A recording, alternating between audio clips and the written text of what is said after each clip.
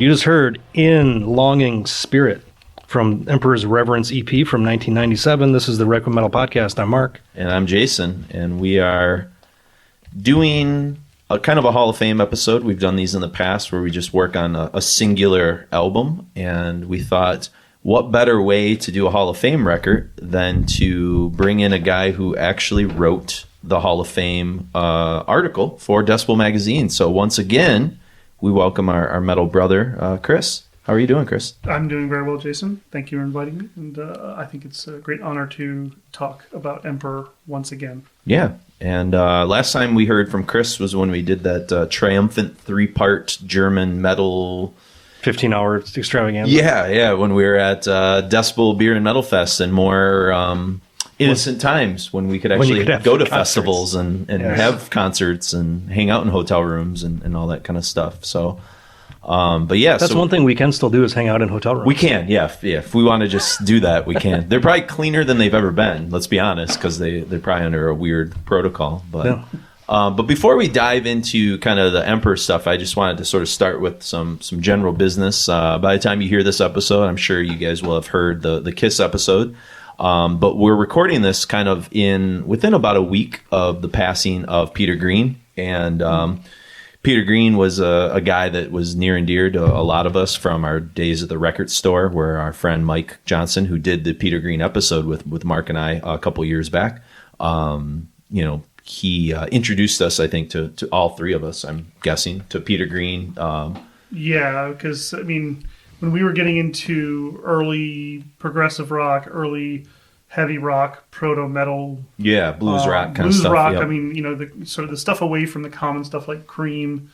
Or Hendrix, yeah. Or Hendrix. Yep.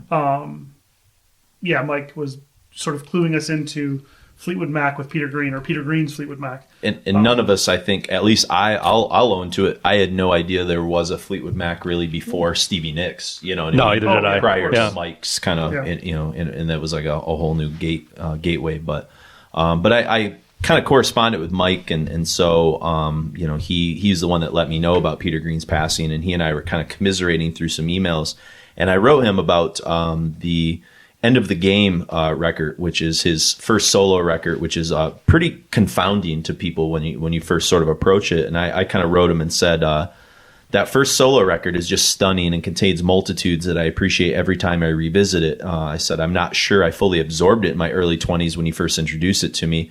Yeah, I said, it's kind of like a Coltrane or Miles record from the late 60s or something in terms of how it's constructed. Too bad people didn't appreciate it when it came out. And so I wanted to share what Mike said about it, because I think kind of it's a cool coda to Peter Green passing away and the fact that we did devote an entire episode to him. But no pun intended, since he wrote for Coda Magazine. That is true. Yeah. Mike, not Peter Green. Mike Johnson does. Yeah, which is a jazz magazine. So we're talking about Coda Magazine, a jazz magazine from Canada. We're talking about Peter Green, a guitar player, in an Emperor Anthems. Yeah, you got it, man. Yeah, we're doing. I know you guys span the. We're doing the full. Here. Well, I wanted to get all the business out of the way before we dive in, because once we're in Emperor mode, we're going to be in Emperor mode. Okay, that's. But he said, make sure we stay focused on the target. Don't worry, I know. Not my first rodeo. We know how to get back on. As a teacher, I'm trained in students diverting my attention, yes, and then I know exactly where to like on ramp it again, and the kids are always like, "Damn, we thought we had you, and you got us right back." Yeah. So he wrote, yes, End of the Game remains my favorite electric guitar album. Interestingly, there still is nothing remotely like it in the electric guitar music. It's a force of nature in a true sense. I think some of Miles' electric albums embrace a wider concept with better overall musicians, but it is still singular and unique and has some incredible guitar playing. Also, there's such an incredible sound and depth to it. Everyone always says it's too bad that Hendrix never played with Miles live.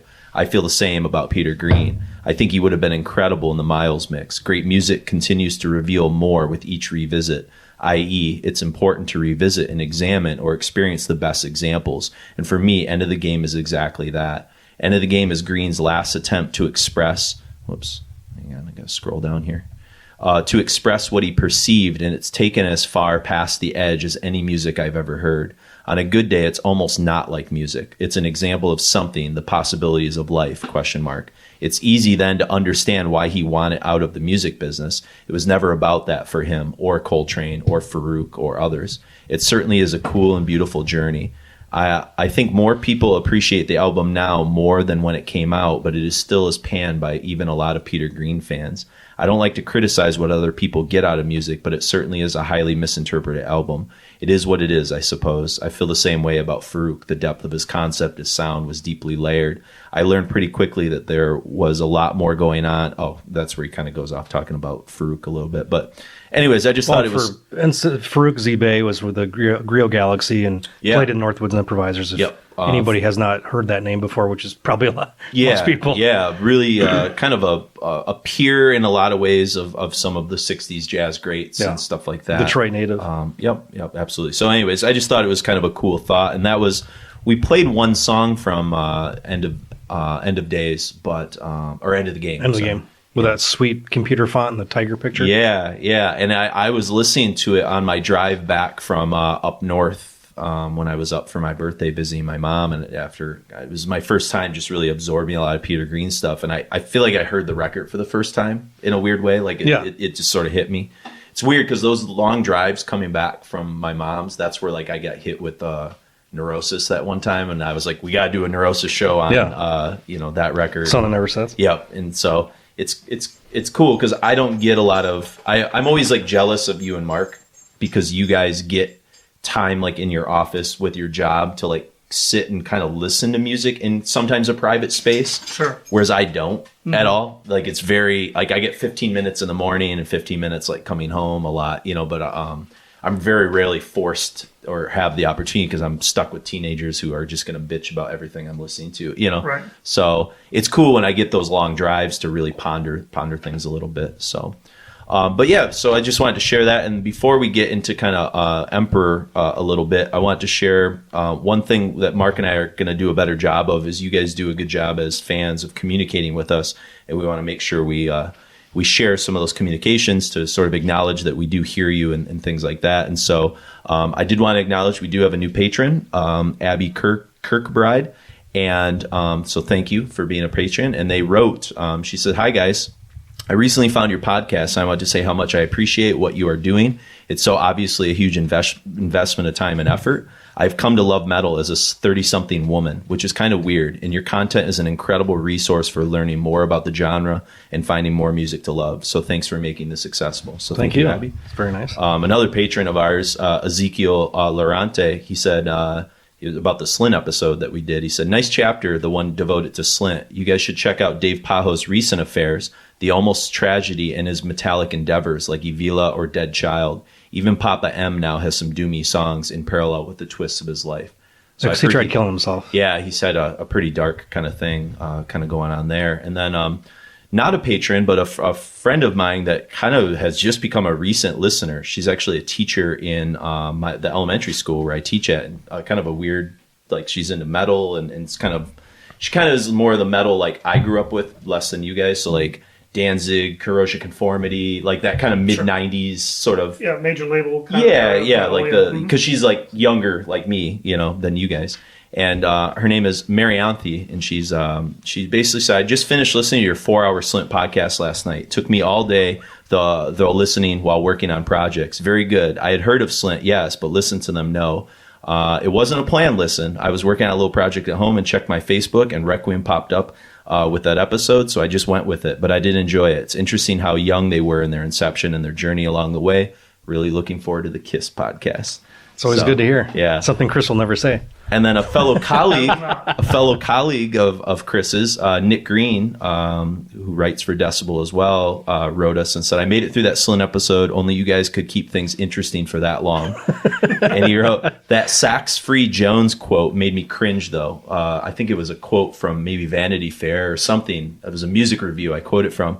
And he wrote, "That dude is a total dildo." So I did look that guy up after Nick said something, and he seems to have been kind of a pretentious kind of prick. Like Kreisgau or something like that? Like Robert Kreisgau, kind of like that. And then Ben Adler actually wrote us a nice letter about the Rotting Christ shows, kind of the 4-part, kind of wrapping up our Greek metal stuff. Was that the longest show we ever did? The last episode? I think so. Yeah. He said, I just finished the 4-hour Rotting Christ show. I requested it so long ago. He was the one that really was kind of bugging us to get a Rotting Christ show. And he said, thank you. Also, really magnificent talk segments. You really got the point on why I push them so much. Not the little musical things that Mark brought up, but the overall gestalt and career path and how they are as humans and those goddamn amazing guitar solos and the later push into their Greek culture, the Mediterranean Adriatic Sea warmth. He probably means Aegean. Adriatic's Italy. Well, between Italy and... Yeah. Persistence and classiness against tabloid...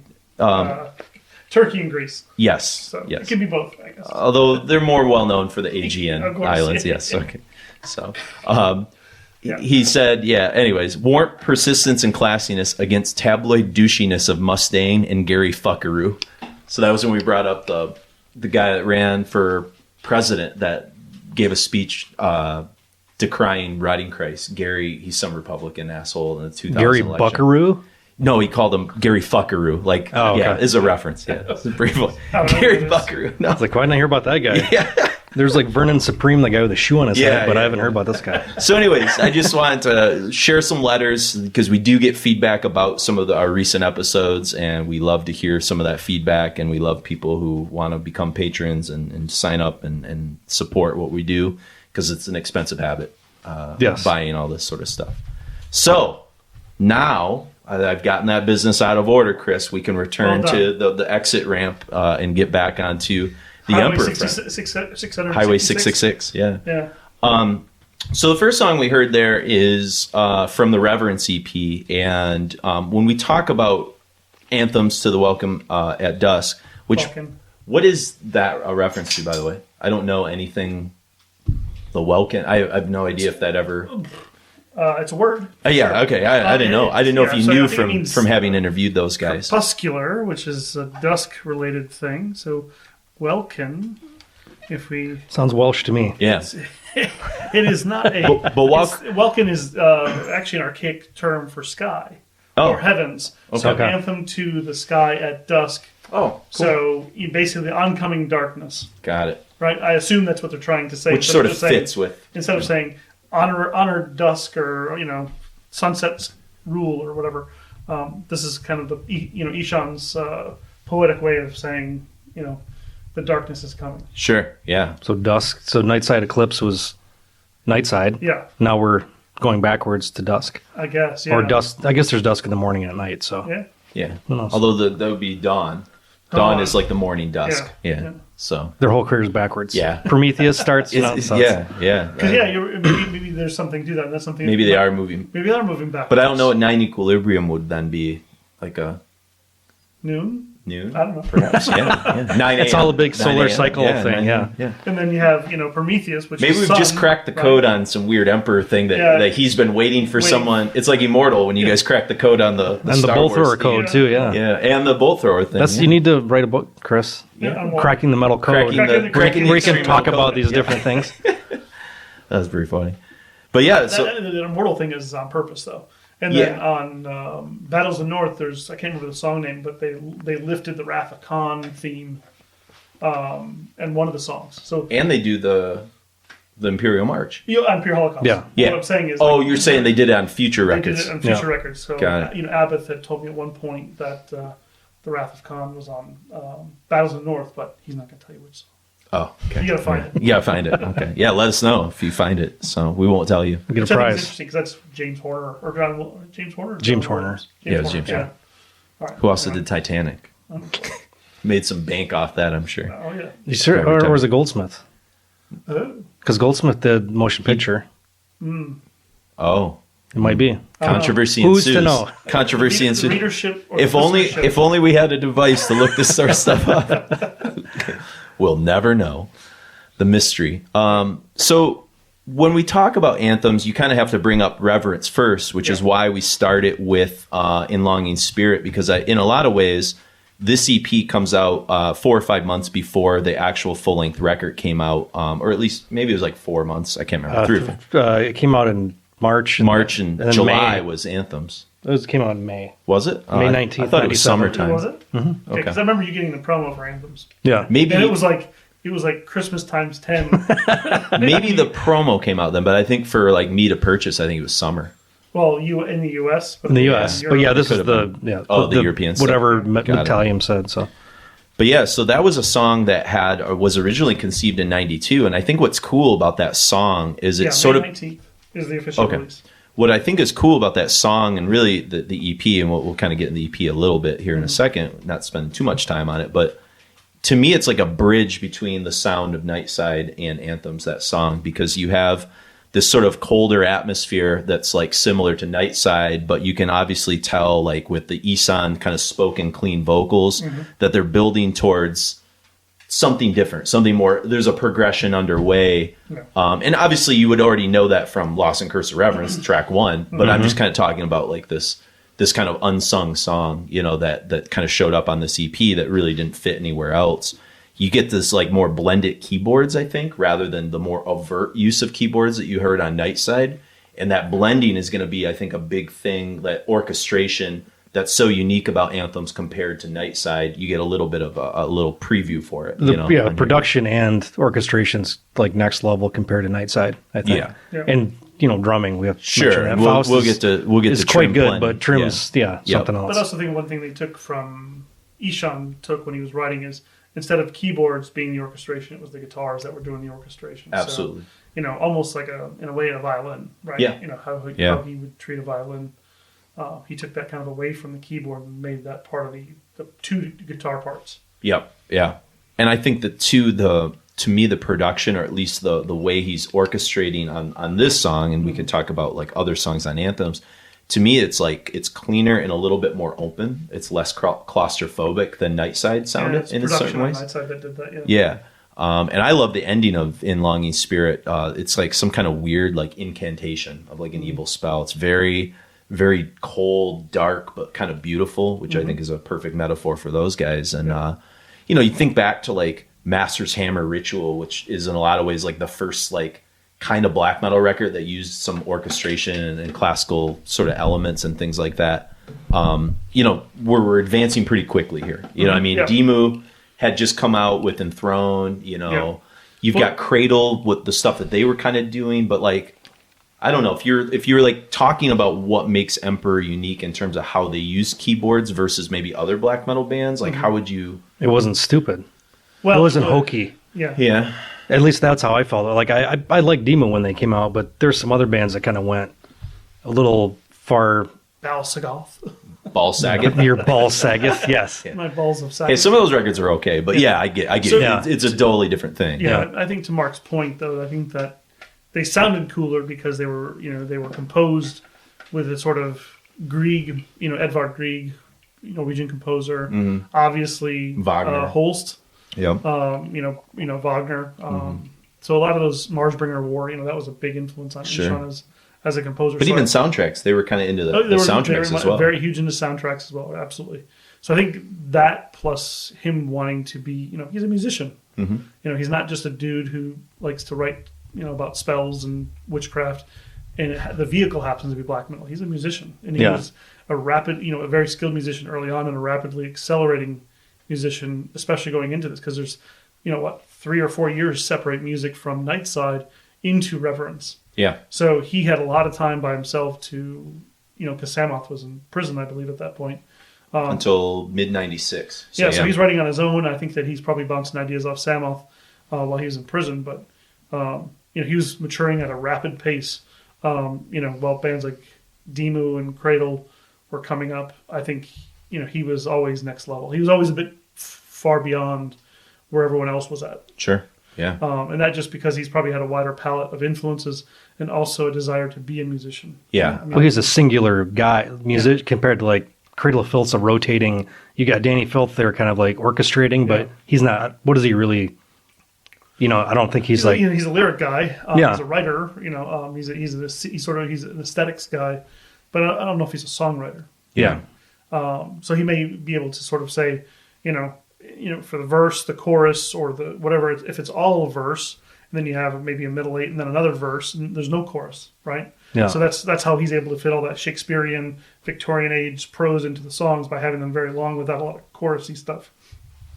But yeah, like Isan's coming with a full. Here's the demo of the full song. What do you guys think? Right. Yeah. Yeah. Well, and in reading some stuff from your Decibel Hall of Fame, one of the things that was kind of a key thing for him was, speaking of the Reverence EP, is the first thing that really kind of got the ball rolling was when he redid in a Satana as Opus Satana, because he was experimenting. I think it was called Korg. It's With keyboard, a right? new sequencing kind of thing. Yeah. And that's where he really started to unlock some doors that he didn't really have available to him on Nightside, from like in terms of musicianship and orchestration and layering and stuff like technology, that. Yeah. Was a benefit. He's kind of getting into technology at that point, musical technology. Sure. And whether it was the Korg or other sequencers, he's able to sort of start to do the orchestration stuff, the polyphonic stuff that I think he was attempting on Nightside, and it sounded great on Nightside. But Yeah. I think on the polyphonic stuff that he's doing on Reverence, and then of course Anthems, is just next level. Absolutely. Because you had that like kind of still necro production on Nightside to some degree. Yeah, the funny thing about Nightside is there's a cassette version of that has a totally. It put out, I believe, at the same time, has a totally different production. Was it it's rougher it's on or YouTube cleaner? right now, and it sounds incredible. Like that sort of that cloudy feel that you get from the CD of original Nightside or the vinyl of Nightside. But the cassette version, I think it's a Serbian version or something like that.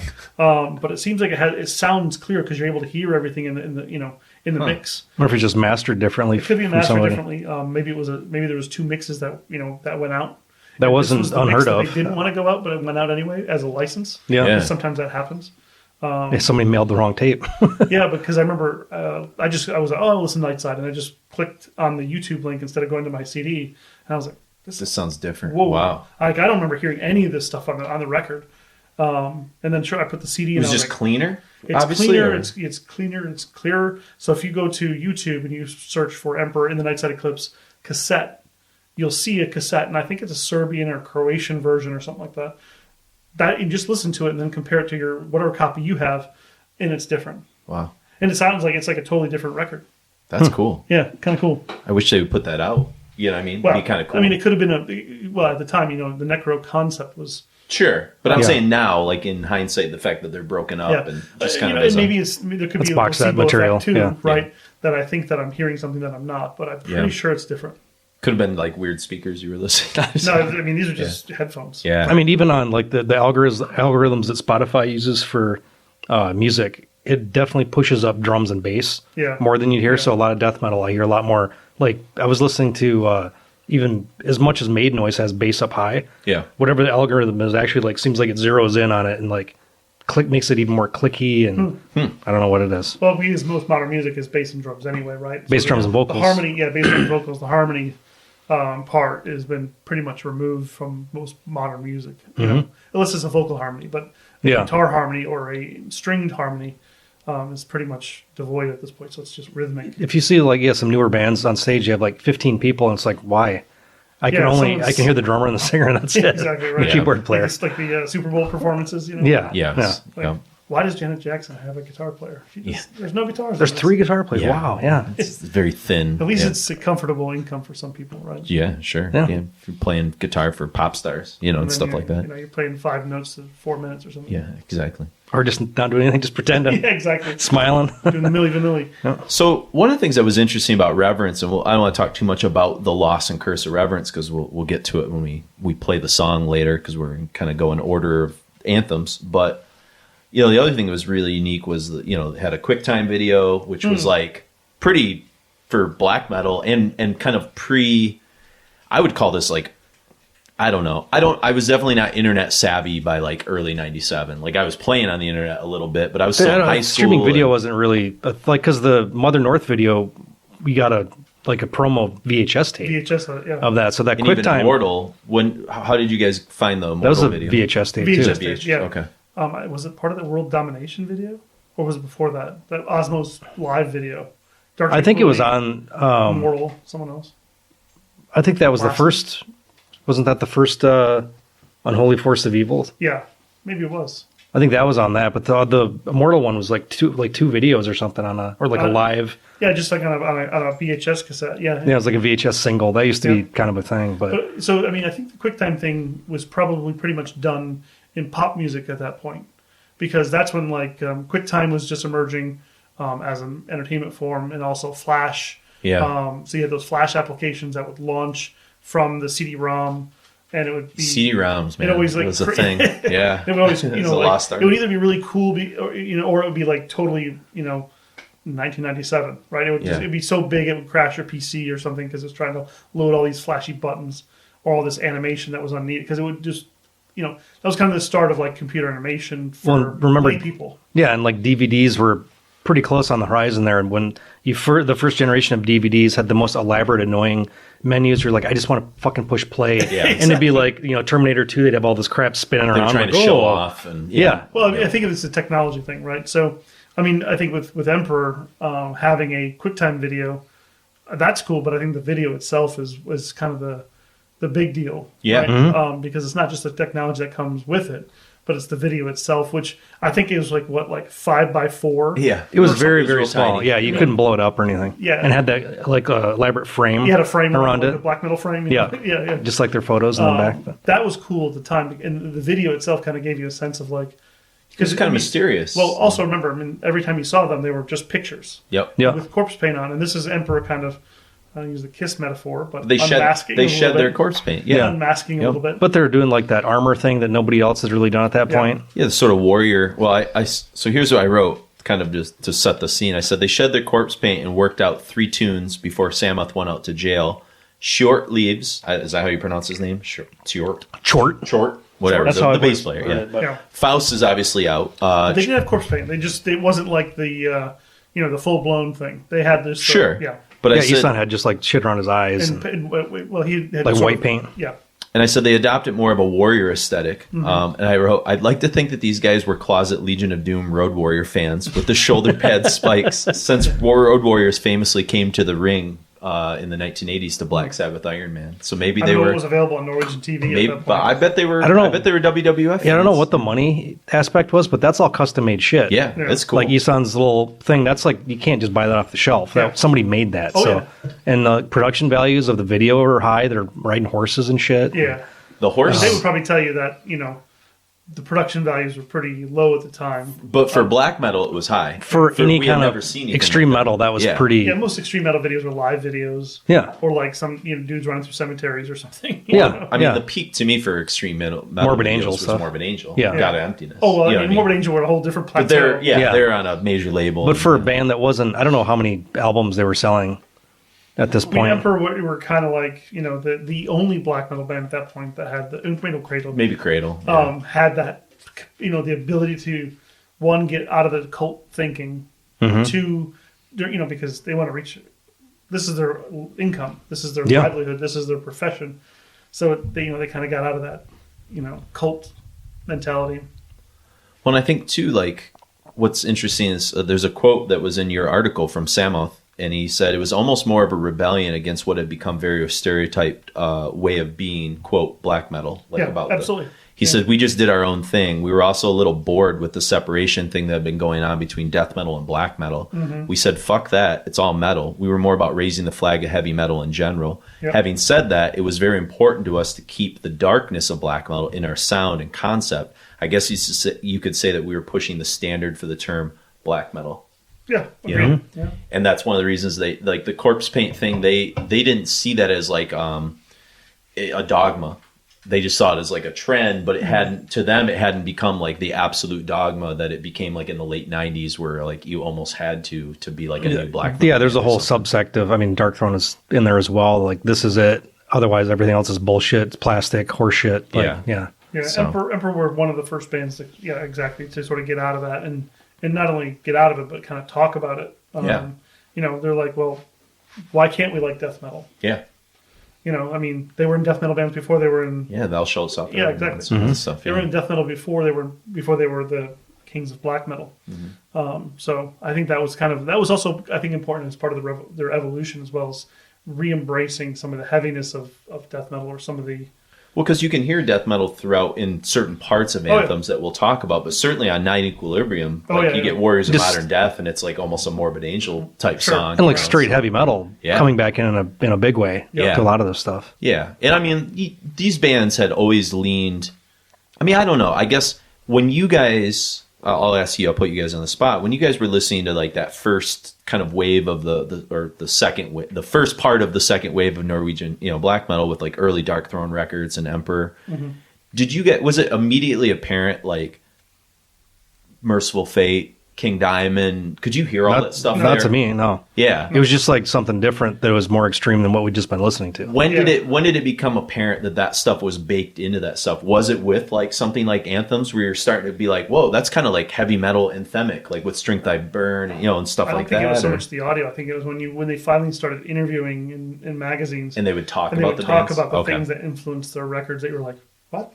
Yeah, I don't hear that. When I first thought King Diamond was the dumbest thing in the world. Oh, because the vocals were... Yeah, I was just like, this is hokey and stupid. Exactly. But then when like bands I respected started talking about it, I was like, okay, I'll give this a listen. I fucking love the bands. Yeah, but you like Klaus Meine, right? When you were a kid. Yeah. Then King Diamond is like, right? Too much. Somehow that eventually came around full circle. It is so strange. Yeah. It just depends, wherever you like your entry point is. Like, I know a lot of people started like with AC/DC and made their way up. Yeah, I started at like Hall & Oates and then got the Transformers, the movie soundtrack, and then started getting cock rock and all that stuff, and then death metal. It was like a weird way, but so I luckily get to go backwards and rediscover all that stuff I missed. I didn't grow up with UFO. I grew up with Motley Crue and Rat and Dokken. Yeah, right. So the next evolution to there was in Metallica, and from there it was the thrash Creator, the rest and all of the stuff. thrash stuff. Yeah, Creator came a little bit later.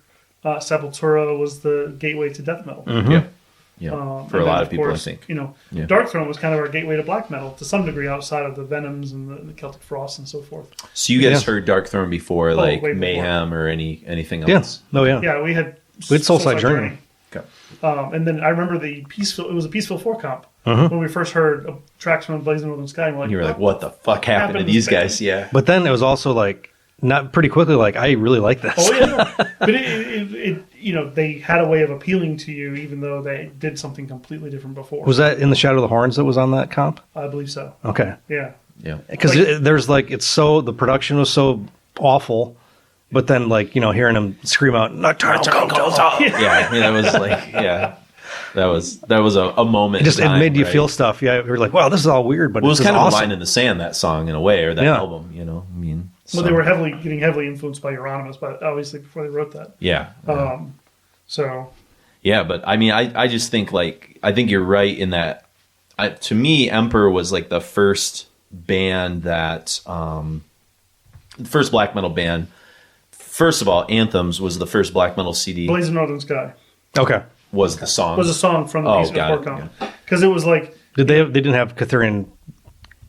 What the hell is the other one? Life Code? Only one Dark Throne. Okay. Catherian Life Code? Life Code, yeah. So it was like all this cool stuff that we were trying to this new stuff we'd never heard before. Like, there was Anathema we were just getting into, GGFH, Sonic Violence, which I never really cared about.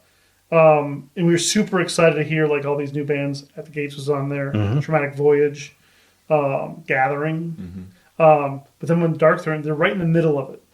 And it was like, just that sort of garagey, just like, comes down. You're like, what the hell? And then you look at it and you're like, oh, because Catalepsy, Sonic Violence is kind of crappy. Then Dark Throne comes on, you're like, this is different. I don't like it. But not long after, Mark's right, I think not long after, we're both like, yeah. But it means you feel something immediately. Oh, yeah. It's the classic quote that I bring up all the time in my rock and roll history class. Really famous. He became a famous punk journalist, but he said he went to CBGB's and saw the Ramones play, like one of their first shows, and he said, I was so annoyed. I went home, and that's all me and my friend talked about for like the next 10 hours was how much I fucking hated that Ramones show. And then the next night we were back to see them again because we just couldn't stop thinking about like what they were doing. That was just annoying and cacophony of sound and speed with no. And I think that was the appeal. Like when you hear that like grim black metal the first time, you're just like, what is this? I think we reviewed that Volume 4 in Eclipse 1 or 2. And I'm pretty sure I said like Requiem. Not Requiem. Sorry, yeah, Requiem. I'm pretty sure I said like, what the fuck happened to Dark Throne? Yeah. You know, as a fan of that style of death metal, like a deep fan of like the Stockholm sound. It's an incredible record too. Yeah. But then they can also like go over here and do an equally incredible record. Yeah. Which is, I don't think we understood that was a possibility. I go back to like early issues of Eclipse and I look at some of the hot takes that I had and I'm just like, whew, man. I mean, personally, like late teens, early 20s, you don't know fucking anything about anything. We were also really we were really hard on like some of the Peaceful Doom stuff, their evolution, like Paradise Lost, or even like what My Dying Bride did with 34. You know, like where just our hot takes right away. We're like, what the fuck happened to all these bands? You know, and now like it's like fine wine. I can go back and like I really like those records because I've listened to them more. But like your initial gut reaction is this isn't like Angel. Did you guys shit on that? When did I didn't review? I think Brad Yen did. He shit on 44? 44? 34. 34. Yeah, he definitely shit on it. I remember that. I like that record. Yeah, I didn't have anybody to contextualize it for me. And like we really didn't talk about it much. We kind of like we're like, okay, this happened. We just moved on. And PL stuff was poo-pooed? Like Host was poo-pooed? Or? Probably. Okay. Because I wasn't hanging out with you in that era. Well, remember, because we loved... I like 1 Second was like a lot. Fucking amazing. I've still got all that promo shit. Yeah, we loved that record. And then I think when Host came out, that was also a weird time too because I don't know if they had a U.S. distributor. It was hard to get. No, it was German BMG only. Yeah, it was really hard to get. It took me like 6 months to get the record. Yeah, My Dying Bride was 98, so this is not too far after. That's what I'm saying. It was kind of right in that weird era, but I don't know. To me, like what I was about to say about Anthems and why this record's, you know, it's tough for me to choose between the two, but I think Anthems is my favorite of this and Nightside, because I was telling these guys before we record it, when Nightside came out, I wasn't into any of this stuff yet. I hadn't met you guys. And so by the time I started hanging out with you guys gave me the essentials, like, okay, you need to listen to like Nightside, and I bought it and stuff, but it wasn't new. So like you guys weren't talking about that stuff anymore. But when Anthems came out, it was like the talk of the town because you guys were into it at the same time. It makes a big difference, I think, when you are on board right from when it comes out. I think it's a huge part. Yeah. And I think because I wasn't, I wasn't subscribed to any like specific dogmas. I was listening, like you guys weren't either, but like I didn't even have a concept of what black metal was supposed to be. So I was still like very malleable. I don't think we did either. We just knew that we knew what we had heard and what we had read, and formed our opinion of it based on that. Which and like I said, I think like we were all very open-minded. Because there's other people we were associated with that were very just black metal, and everything was with the exception of like Deck and Dance. Well, that and then like then Slayer became black. Anything that fit, that I want to listen to. They wore Corpse Paint in '82. Yeah, 3 months. Yeah, Slayer's black metal. It was like I don't ever want to just be one thing. I want to be able to like experience everything that's worth of value. I think what was that the Timber Creek years? Yeah, I mean that was probably 90, 94, 95. It's got to be later than that. 95, 90, maybe 94 to 96. There was several Timber Creek years. The initial one was 1993. Pandemonium years. I think that was 94, 95. I think. See, my Timber Creek apartment because 96 I was in different. I was in Philadelphia, or I was in Lancaster. Yeah. Okay, so you're right. So those were I mean, I'm sure a lot of people did this at the time, but we would go to a friend's apartment, and he would just play black metal at deafening volumes, and of course we'd hang out on the balcony and watch storms, and think we had cool shit you did. We'd read like silly ass like magic books and stuff, stuff that you'd buy at the bookstore. Not like actual like the Llewellyn Press or watch Faces of Death. Watch Faces of Death, of course, because you had to be. You had to be extreme all the time. Yeah, it had to be extreme all the time. Extreme pizza. Extreme. I want everything on my pizza or nothing. I want a lo-fi pizza, just sauce. Uncooked dough. Fuck that oven. Pizza. That should be a metal themed pizza shop that we just open up lo-fi pizza. Which just leads me to think of that Mr. Show sketch where all his employees have to wear Marilyn Manson makeup at that pizza place. Do you remember Mr. Show? Mark and I were obsessed with it. It was Bob Odenkirk, David Cross. And remember when the employees would screw up at the pizza place, they'd wear like bloody diapers to like shame them in public and stuff like, I made the dough wrong. It's just like these people in corpse paint wear diapers. So anyways, it's absurd. So that was a heavy year or two of just where black metal became kind of the focal point for a lot of us. Black metal was the I mean, it was in really just thing. like 5 of us. When was it like in Spin Magazine? Is that like 96? That's No, that was 94, Yeah. 95. Okay, when Emperor had the big spread in there. And it looked I mean, it was the first time you saw black metal presented in a non-Xerox way. Yeah. Yeah, it was a validation of what we've been doing for the previous couple of years. Because I think the Krang article was, 93?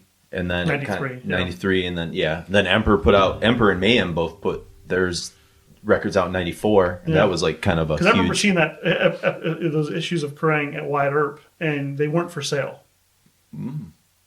Those specific magazines. So he knew I don't know. to hang on. Were they just I don't out know. so you could look through them, or were they? You could look through them. Okay, but you could Wait, buy any buy them. Kerrang or just that Those issue? issues, like there's like 5 issues. I remember they were they were like at the record store at Wyatt Earp. You walk in and there was a counter right to your left that spanned kind of like I don't know, 6 feet or so, and behind it was Doug Earp. And then on the counter next to that was magazines, and they were just kind of like laid out right on top of the counter. And you couldn't buy, for some reason, those ones didn't have a price tag on them, and he said no. He wouldn't sell them.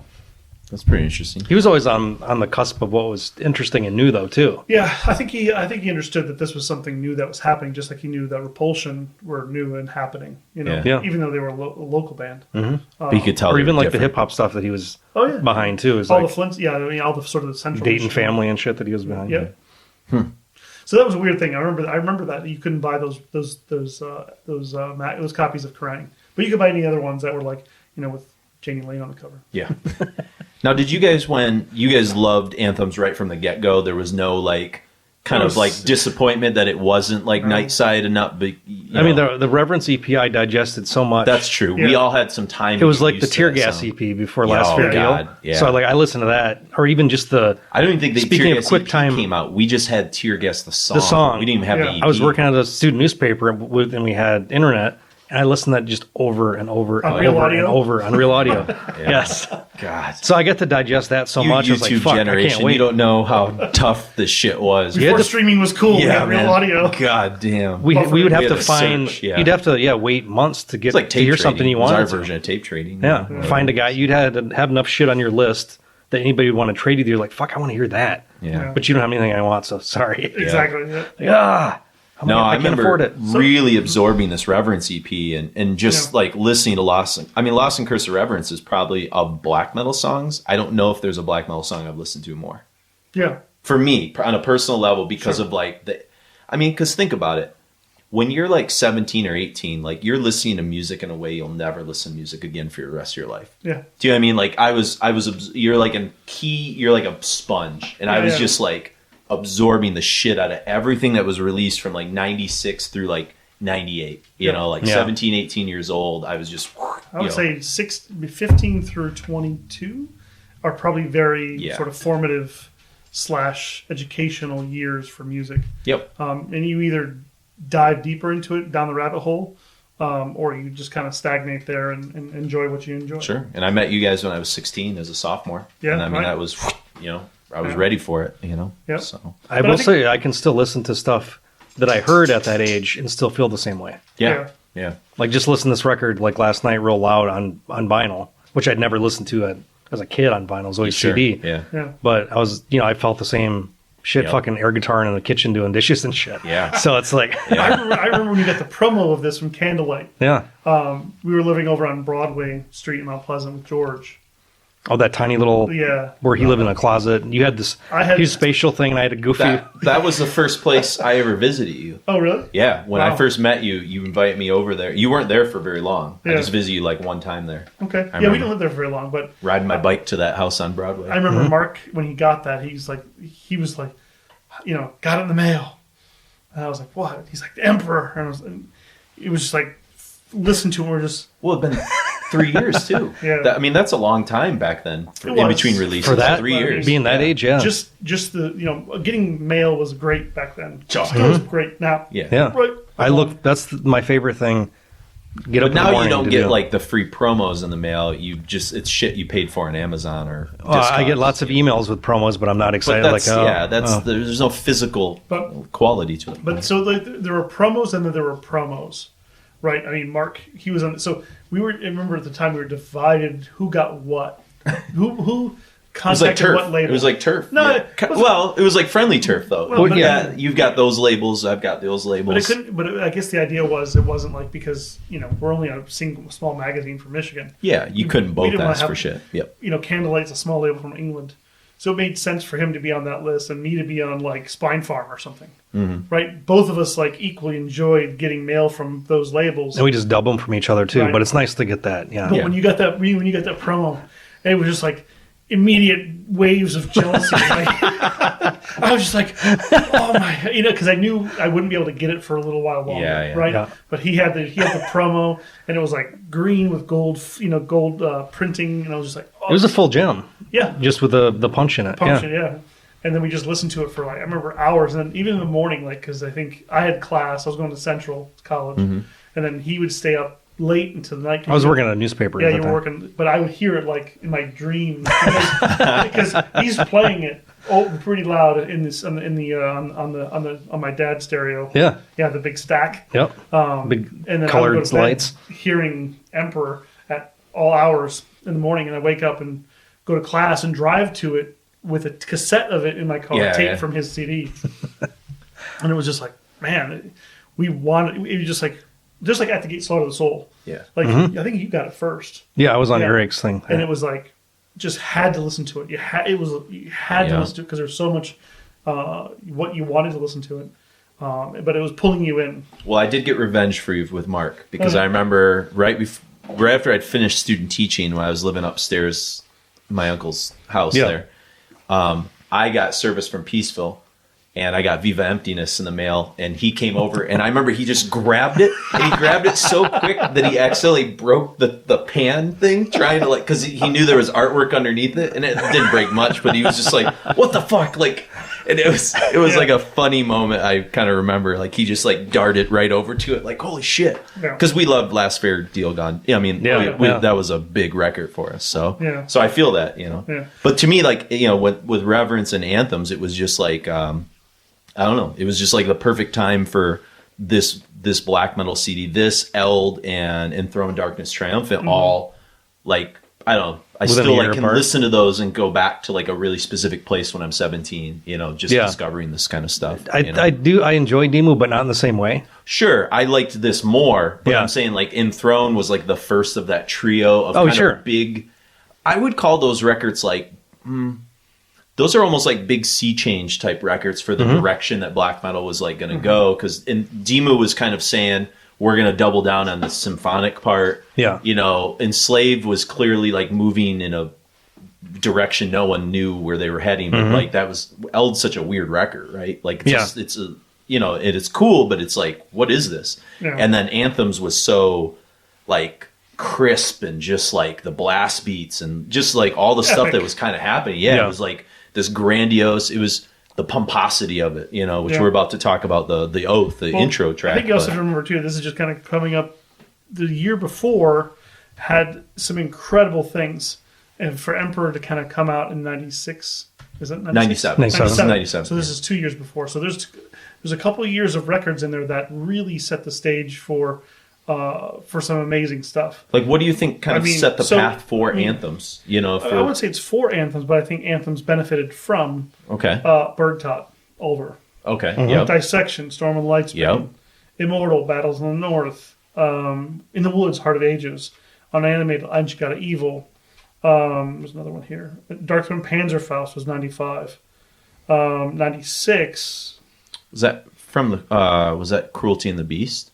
Or was that Dusk? Dusk and Embrace. I think Dusk came out in 96. 96 Satyricon, Nemesis. Yeah. Burzum Philosophim. Yeah, that was a big Gorgoroth Antichrist. Which I believe. Dimmu Borgir Stormblast. Okay. Blast. Wasn't Samoth on the Antichrist, that Gorgoroth? He played on the first couple. I'm not sure. I think he played bass or something like that. Or he did some. I know he played on Shadow Throne. From he did bass work for. He did Arcturus too, I think. Yep. Not on Aspira, but the EP before that. Samael Passage, which was kind of a weird one, but it was a big record. Yeah.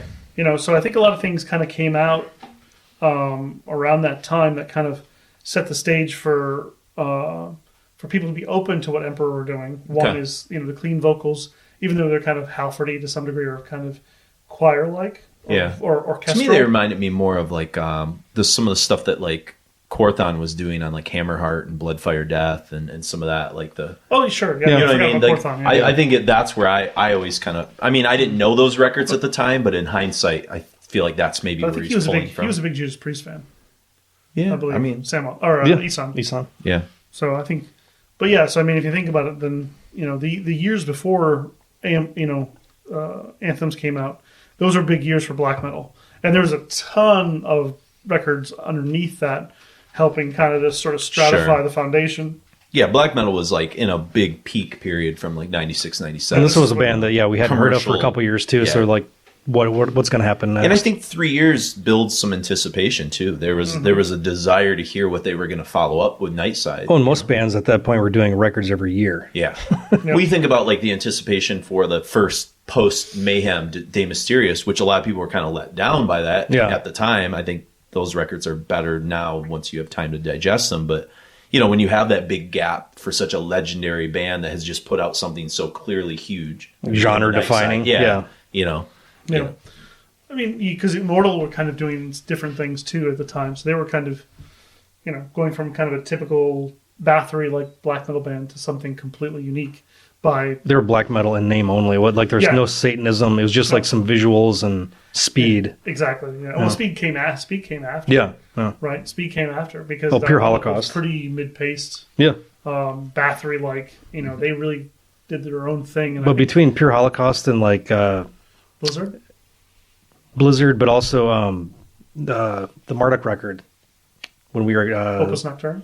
And something when we were gathered. What the hell was it called? Heaven Shall Burn. Okay. Yeah, when we were gathered. Yeah. Like that's when the whole hyperspeed started. I don't think anybody really did albums like that. Right. Agreed. Yeah, they were taking kind of like, it was almost like taking the grindcore speed, but applying the minor, the arpeggiated minor melodies or whatever. Yeah, sure. The evil atmosphere instead of. I think there's some of it on Anthems a little bit too. There's because of trim, and we haven't really gotten the speed is fucking retarded the on that record. Speed gets real.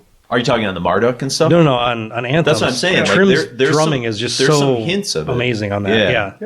But I think that's all I think that's all part of it. I think the speed became a way to communicate darkness or evil, right? Mm-hmm. And I also think because like that quote I said before, Dark Funeral, as much as people don't like them, were also a part of that. Sure. Speed. Yeah.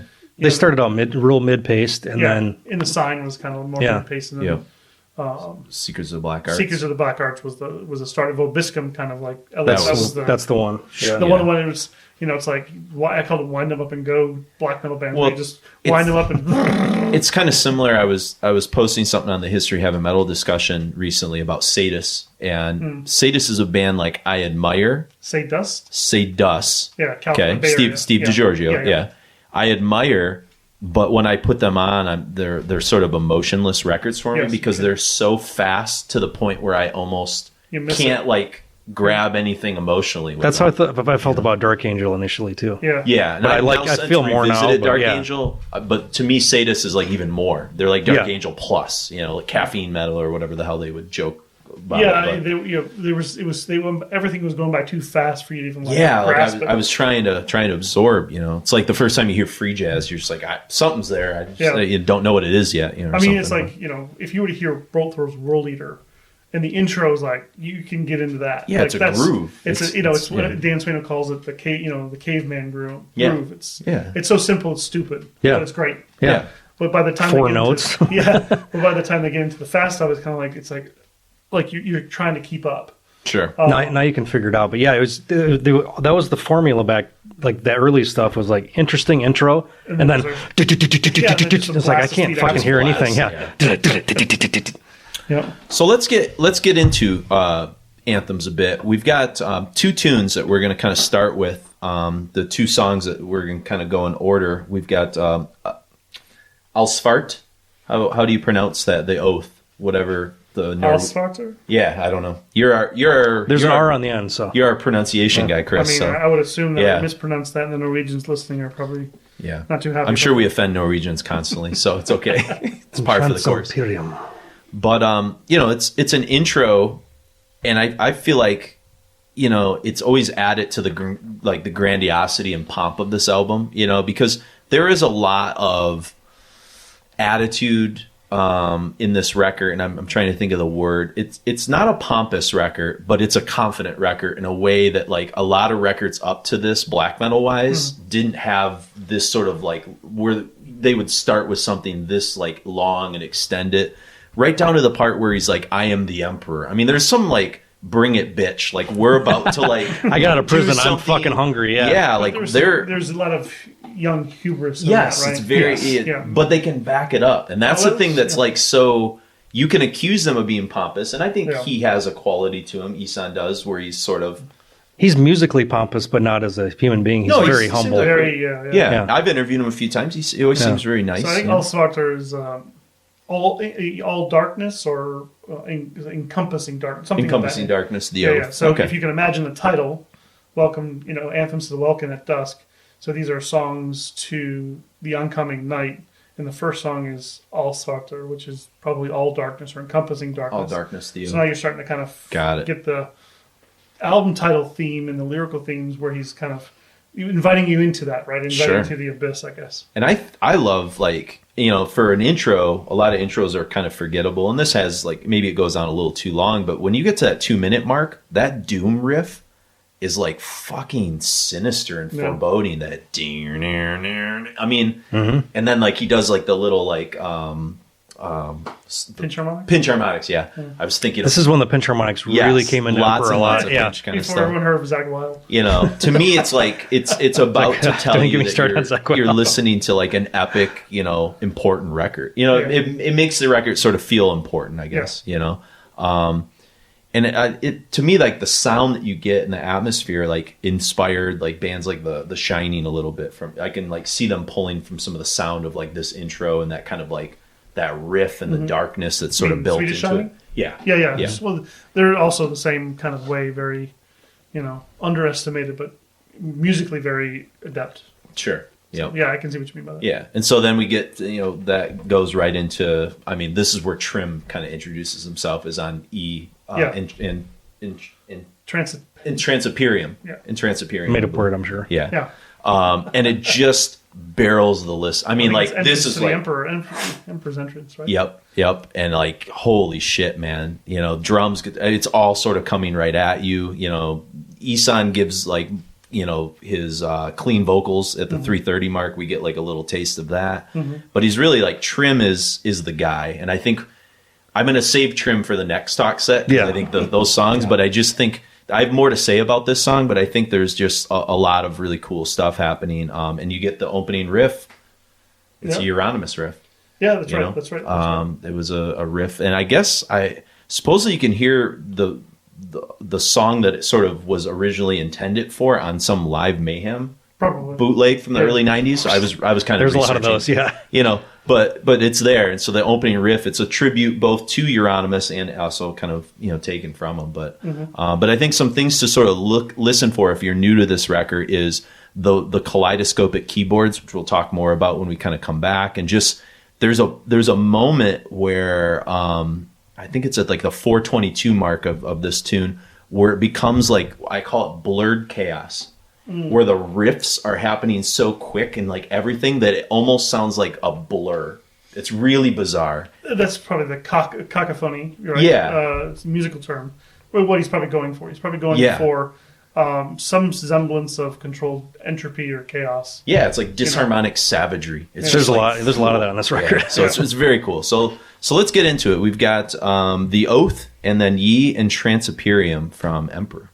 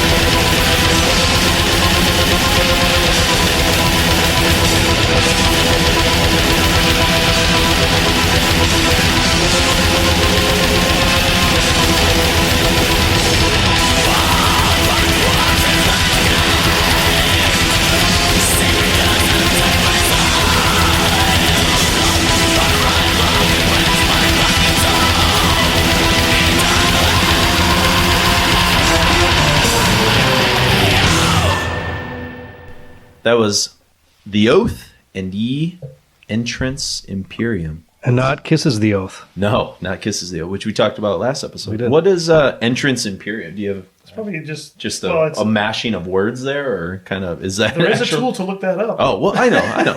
Well, you're the linguistic expert, so sometimes I lean to you for these things. Professor Dick. Yes. Professor, yeah. Jason's the educator here. Yeah, but I'm not linguistic stuff. Like I'm bad at pronunciation. But Chris has the family of educators, so that's true. It's just in his you have DNA. More legacy, yeah. so. I believe it's just a portmanteau, which is two words. Yeah, that's what I thought. Made up of entrance and emperor. Yeah, there you go. Whoop. That's also what they called. What do you call them? UK anthology films in the 70s. Portmanteaus. Portmanteaus. Yes. Because they would mash so many different words. Because there was several small stories put together. There was a common theme. Yeah, so we get Trim really sort of showing off on that last tune. This is Mark. You were kind of mentioning that his style or his approach to drumming is something that we haven't really heard in black metal before. How did you kind of? It seems more effortless than most. I mean, Hellhammer's pretty incredible, but I think.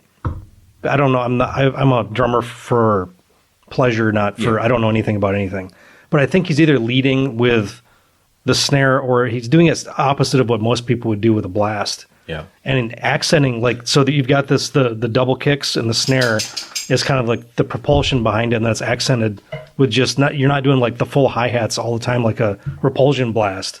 But you're like accenting off the bell and splashes. He's accenting off the bell, the ride cymbal, and also doing alternates on a hi-hat. Yeah. To give you kind of that shuffle. Open hi-hats, yeah. Yeah, the shuffle. He's giving like a shuffle feel. Which makes sense, because I had researched that he had some jazz background. So that shuffle is very much... I think that what he did differently, and Hellhammers are the same way, but I think the way Hellhammer's aesthetics, his sound, is more like bionic, right? Yes. But nothing to take away from Hellhammer for sure. It's very inorganic in a lot of ways. But Trim feels like an organic drummer, right?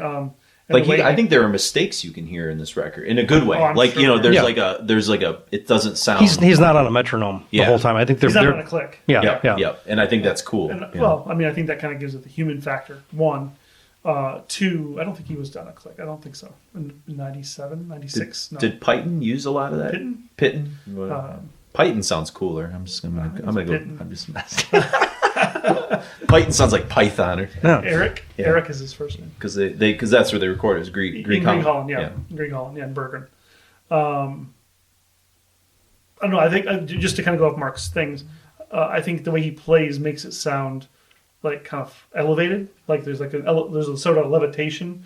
And I think Mike Johnson actually, from the record store, when we used to listen to this back in the day, commented about that as well. He said that.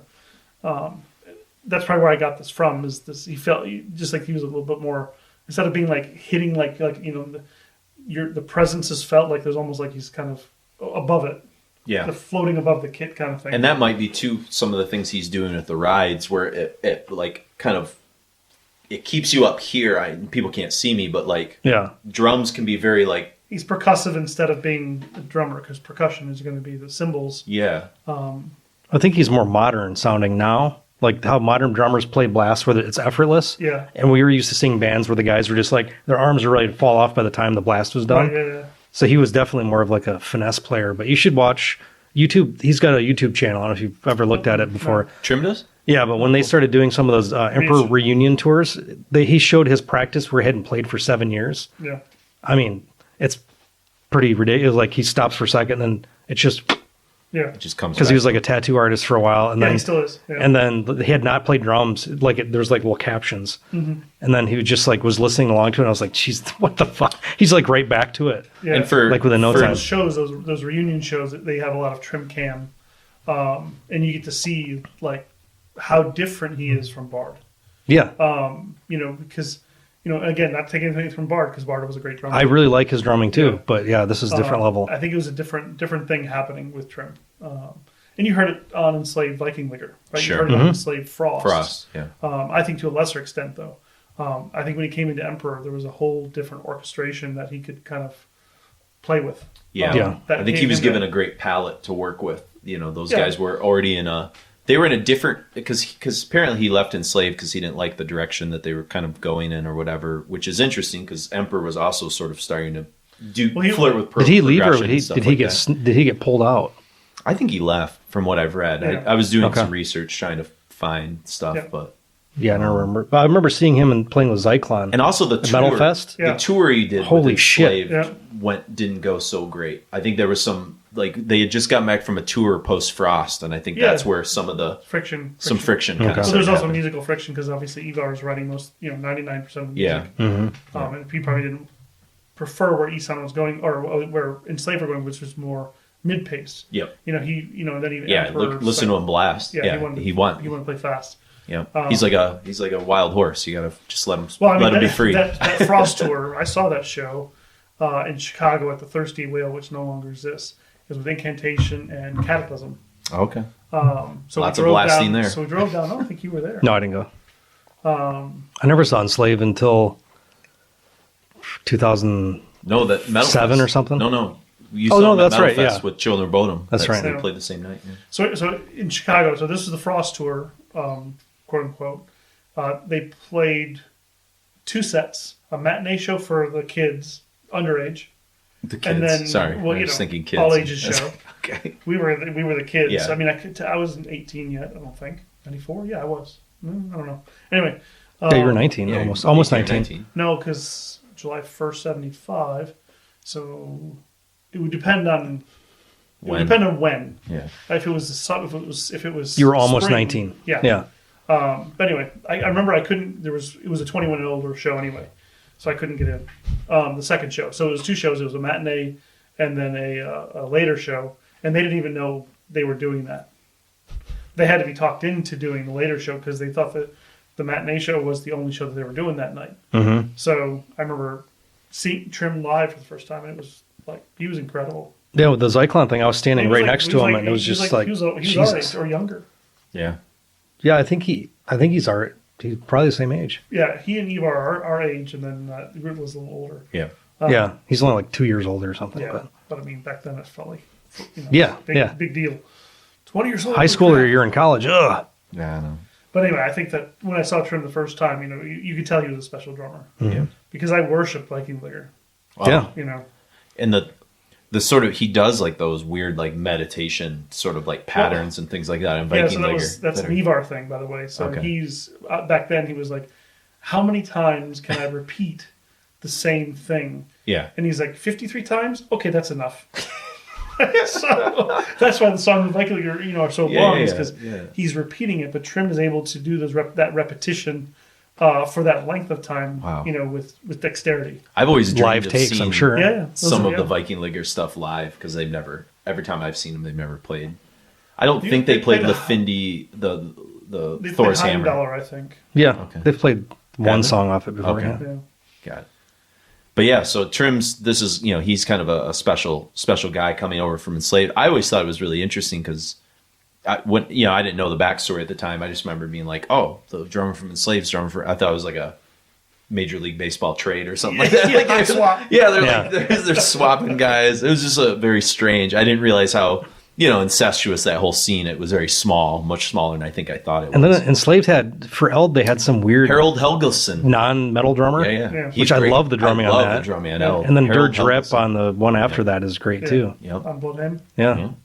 So, but yeah, so I think there's a couple things I want to point out that I think are going to be patterns of this record. And I'm curious what your guys' thoughts are. But I think in the midsection of Ye and Entrancemperium, you get this kaleidoscopic keyboards. And I kind of wrote, outside of Diabolical Masquerade, had you heard them used in extreme metal this way at this point? Like, do you know what I'm saying? Like, you had keyboards, you had Demu keyboards, you had Gehenna keyboards, you had Nightside Eclipse keyboards, but to me there's like these... Isn't that more of a similar... But not on Aspira as much. Later on, yes, but like Aspira is like... chords. More, yeah. I just, that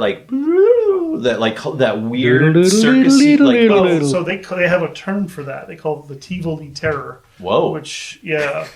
I learned. So at least, so that's what I remember. It's like an organ grinder thing. Yeah, well, it's a theme park, I believe, in Denmark, in Copenhagen, that they would go to. And that circus music was being played over the loudspeakers. Yeah. And I think that's where they got that from, that kind of carnival terror thing. But they put it in a minor chord. And they put it in a darker, yeah, exactly. They made it evil sounding. But I think it was ICS Vortex who told me that at one point. I said, where does this come from? Because I was talking to him about Arcturus. Yeah. Not Aspera, but what was it? I know the record you're thinking of. La Masquerade and Infernale, right? Yeah, but we were interviewing for a different record. We were interviewing for the last one.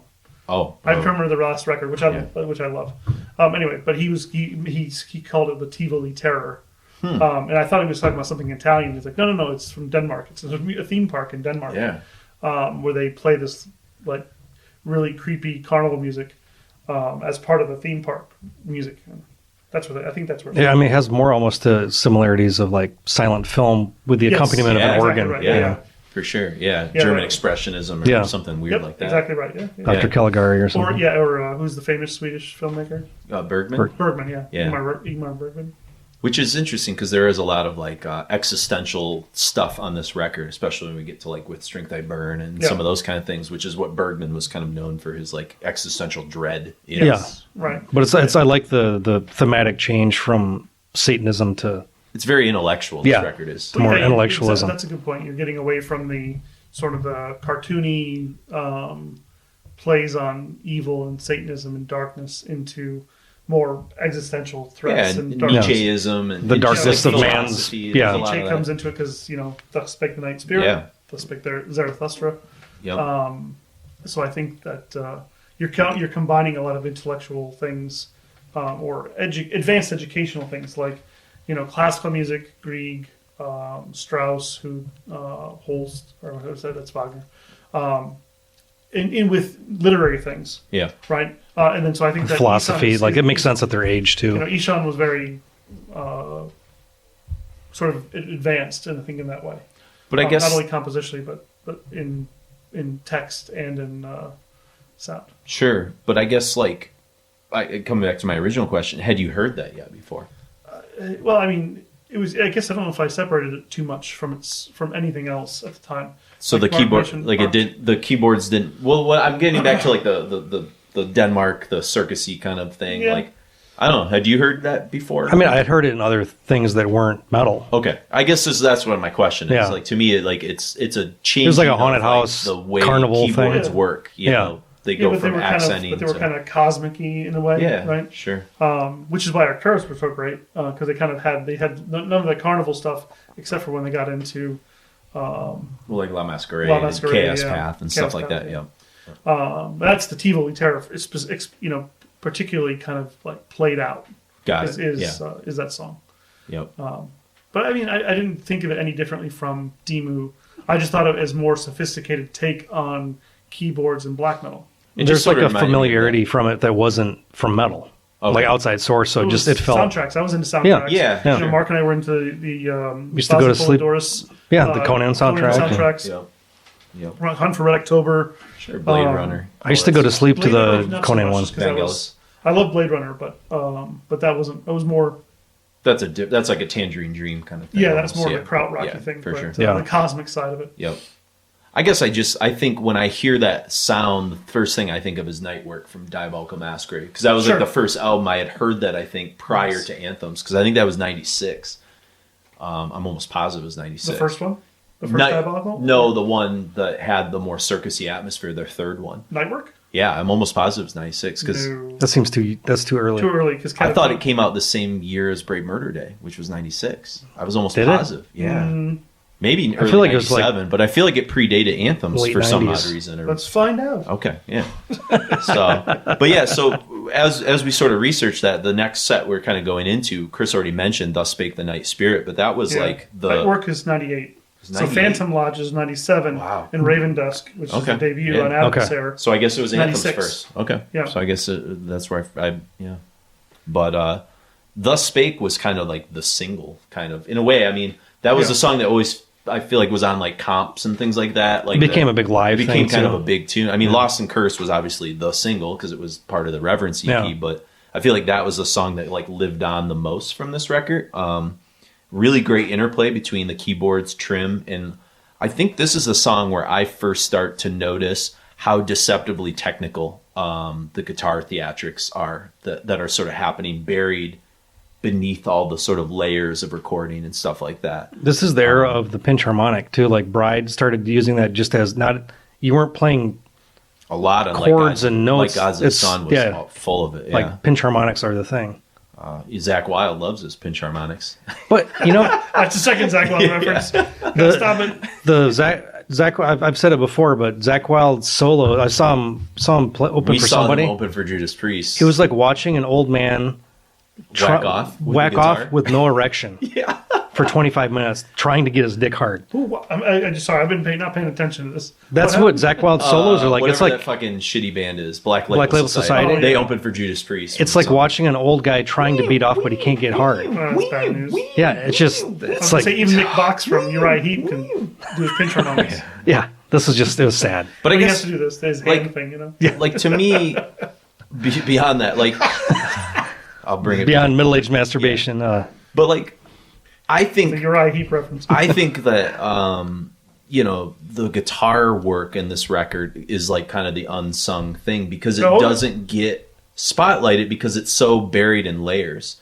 I mean, we're going to talk about later when we get to Lost and Curse of Reverence, but Isan talks about how he did 7 different layers for that song alone of like layering music on top of it, and sometimes the guitars get really buried. And I feel like you can start to hear it in Thus Spake. You can. And I think that's where the technology comes in too, where I think he was finally, there was a computer program that he was able to start to do that. Like he was able to This is the beginning of Pro Tools, I think. Yeah, but there's a program he mentions in the Hall of Fame article. I wrote it. I know he mentions Korg, but that's just the keyboard. Yeah, keyboard company. I remember. This is when he first started getting into audio equipment, DAUs or DAWs, desktop audio workstations, and he could start layering things, and that's what he was always after on Eclipse, but he couldn't do it. He couldn't do it because he didn't have the software to just sort of layer. So he had the ideas, but he didn't have a way to execute it. So I think this is the start of that. I think Got it for sure. Okay. Was this recorded digitally or was it still on tape? Tape. Okay. Yeah, it's tape. Yeah. So, but I just think this is a song where, for me, you start to hear a lot of the classical orchestration and layered ideas really unfold. I mean, the epic ending of Thus Spake, I mean, it's so dark, unsettling, yet it's really like kind of beautiful and introspective. Like it's, I don't know. I wrote, people can accuse the band of being pretentious, but they back it up with sections like that last third of the song. Well, you remember the back of the CD, what it says? It says, you want to quote it? It's all yours, man. You're going right into that. Emperor performs sophisticated black metal art exclusively. So not only sophisticated, but also art. Right. Yeah. So I think that's what you're talking about. Sure. Yeah. Right. That's it. To me, it's very pondering and philosophical. But it's not monotonous, right? No. There's enough change. There's a deep thought that went into the execution and the composition and the design, but it's not like it's not boring. Sure. It's not like overthought. It's not over inspired or overwrought. Yeah. It's just it's the right amount of youthful experimentation and drive and execution and passion. Yeah, like if you say pompous and you suck, then it's awful. But if it's pompous and it's good, it's great. Exactly right. Yeah, so it's like there's the word. There's also like a fine line of pomposity too, because I think Emperor also has like enough like moments where they'll pull themselves out of maybe like a section that could be interpreted that way, and really remind you that it's still brutal and it's still dark and it's still like. You know what I mean? It's like it's rooted. Yeah, they're in service of the full song instead of Yngwie Malmsteen being in service of his highlights in his of just of solos the song. Or It's which not has like its place, but like after a while, like it loses. Yeah, but I don't think they ever. It was always about the full song. It wasn't ever about the specific player or the specific instrument. It's like whatever made the feeling work. Yep. So, any other thoughts on Thus Spake before we talk about Ensorcelled? Ensorcelled. Yeah. Ensorcelled. It's a word I don't use very often. Johnny from Balsaga is not going to be very happy with okay. Because I think Ensorcelled was also... Was that a Balsagath song? That was one of the Balsaga songs, I think, on the second album. I'm going to try and trip you up so you accidentally say Balsagath. Balsagath. My ball saggeth and the Sabbath. But yeah, anything else about Thus Spake before we talk about Khaos? Thus Spake and Khaos and Acclamation are kind of like what Tom Warrior was, sort of he left us with after Into the Pandemonium, and what Bathory left us with after like Hammerheart. Bloodfire Death. Bloodfire Death. I think this is the, if we're talking about a crossroads of vision, this is one of those records, right? This is one of those records that, you have Celtic Frost and you have Bathory. I'll even throw some like Melissa, Don't Break the Oath ideas a little bit too. Sure. Right? But I'm talking about the black metal thing. Sure. Right? If there's a crossroads of black metal, and there deserve to be maybe 5 records at that crossroads, this is one of them. Got it. Right? And I think it's a natural extension of, and it's almost invoking the spirit of what Tom G was thinking of trying to do, which he returned to in 2005. When did that last Frost record come out? 2? Was it 02? Yeah, Monotheist. Was that 02? 03? Some early. No, I think it's 04. Yeah, I thought it was like maybe mid 2000s or whatever. But like, so I certainly. think if there's a crossroad of black metal and there's like 5 great records of the second wave and the first wave that are combined, this is one of them. So you think more than Nightside? This kind of taps into that spirit naturally? I think Nightside is close, but this is the one where everything kind of folds in successfully for Ishan. But it's also on the edge of its genre. Yep, sure. So it's an outlier, just like how Into the Pandemonium is an outlier. Because it has some death metal, it has some progressive metal. It's got like in the Nightside Eclipse is a great straight black metal, like early Manowar with Strength I Burn, or like that kind of. Could be, yeah. I would say this is more Merciful Fate or King Diamond. Sure. But like any of that early 2000s or early 80s kind of stuff. Yeah. No. I just think that this is one of those things. It's an extension of that vision. Sure. And too many bands were very sort of either tunnel visioned or myopic. They were too focused on image or like aesthetic or one thing. Like Marduk, I thought were like, if you look at Opus Nocturne and you look at Heaven Shall Burn, like that. Then the path after Heaven Shall Burn, they kind of went into this like tunnel vision mode, right? I mean, Panzer Division and at least until what's it say when Mortis shows up, like Rom. That's when things get fucking amazing. But I think bands were so focused on being cult or recording at a certain studio. They became kind of tunnel visioned, or they didn't see things too far away from them. Yeah. So I think we go back to that Sammoth quote where we were trying to fly the flag for all metal, right? Regardless of being black metal, like we want it. So, but so in that they were looking beyond their immediate sort of horizon. Yeah. And that's why I say this is one of the 5. If there's a crossroads of black metal and you must be at that crossroads, this is one of the records. Absolutely. Along with Bloodfire Death and Into the Pandemonium. Yep. Yeah. So I'll let you pronounce it. What? Ensorcelled. Ensorcelled. Ensorcelled. By Khaos. And Kukled. What's kind of cool about this song is, we just got done talking about Trim. Here we go again. Yeah. Trim is relentless for the first minute and 17 seconds. Like I urge you to just really like almost like time it. And then when the scream finally comes in from Ihsahn, it's almost like the first time you and Ihsahn breathe for a moment. It's like this, you can come up for air, this like total assault. In fact, what comes to mind here is like the reveal of his talent as being kind of like this like jazz like cymbal work that he does at the very end of the song is something to behold. Like, so when you get to the 5-minute mark of that tune, of the Khaos tune, it's like Ensorcelled. Thank you. Yes. Yeah. Chris likes to say Ensorcelled, and I don't. So it's on my license plate. Is it? Okay. Good. Yeah. But yeah. So I mean, like to me, like if you had any hesitation about what Trim brings to this record, which you shouldn't at this point, this is like where he really seals the deal, and like he's just kind of he puts like all thoughts of Faust or anything else like to bed. I also think the cool thing here, we haven't brought this up yet, is to me in this tune you hear a real medieval atmosphere start to like make its way through, and both in the way they're dressing like as kind of warriors and wearing chainmail and different things. Like I talked about the kaleidoscope type keyboards in the previous songs, but like here to me you start to get like a different sound that I would associate with like medieval type music in a certain sense. Am I grabbing onto something? They bring it up in your interview too that you did, but I don't know if anybody else picked up on that. And I don't really know how to define what I mean when I say medieval. Like chamber music or something? something. It just feels like something like harpsichordy. I mean, there's that kind of aspect so of it. remember, I mean, I think it's, if you look at it, you talk about it like a theme in time musically that you're trying to associate with it.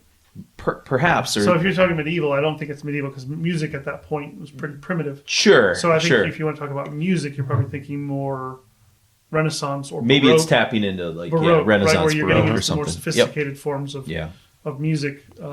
Maybe it's something I would associate more with like the Renaissance Festival or, or something like sure, that. Yes, yes. Which is like a whole the fanfare aspect of music. I wouldn't even It's say something Renaissance fair because it can be kind of hokey. I would say it's almost on the serious side of Dungeons and Dragons. Sure. There you the go. 80s. Yes. Right? Yeah, Not of like, you know, it's but cool Satyricon was doing that a little bit in dark medieval times too. They were, yeah. It was a folk thing. Yeah. Right? They were, you know, it kind of reminded you of, you know, going to the Renaissance fair and smelling incense and, you know, getting a Thor's hammer made out of pewter. Yeah. Right? Yeah, turkey leg. In a turkey leg. But that's a very, you know, I don't know how many listeners are from Michigan. Yeah, I don't know. I think every state has a Renaissance fair. I feel like they have some version of it. But for European, they're probably thinking, like, what the hell's a Renaissance fair? That's where it started, man. It started. We got castles. What do we need this shit for? It's a fair in Italy? What? Yeah, now we have Polish ice at the Renaissance fair. Yeah, there you go. Delicious. But cool. So let's get into it. We've got Thus Spake the Nightspirit and Ensorcelled. Ensorcelled. Ensorcelled. Yeah. So actually, like sorcerer. Ensorcelled. Like yes, it's a sorcerer. Ensorcelled. It's See, now I'm cognizant. Cereal. Ensorcelled cereal. Okay. Ensorcelled cereal. So interesting enough, Balsagoth. More Balsagoth trivia. Last one of Saggy Balls. Where they also use that on their 1998 record, which was recorded in 1997, called Battle Magic. And the song, of course, is ridiculous. The Dark Liege of Chaos is unleashed at the Ensorcelled Shrine of Azura Kai, parentheses, the splendor of 1,000 swords gleaming beneath the blazon of the Hyperborean Empire, part 2. Ooh. Close friends. Well, as long as it's part 2. So if you want to talk about sophisticated, yeah, you know, is Ensorcelled like closed by a sorcerer? You're bewitched. Bewitched. I assume. Okay. You're Ensorcelled. Ensorcelled. Okay, now I got it. It's on my Ensorcelled. license plate. Come on. Yeah, Ensorcelled by Chaos. All right. So yeah, we've got Thus Spake the Nightspirit and Ensorcelled by Chaos. You're never going to live with some down, Jason.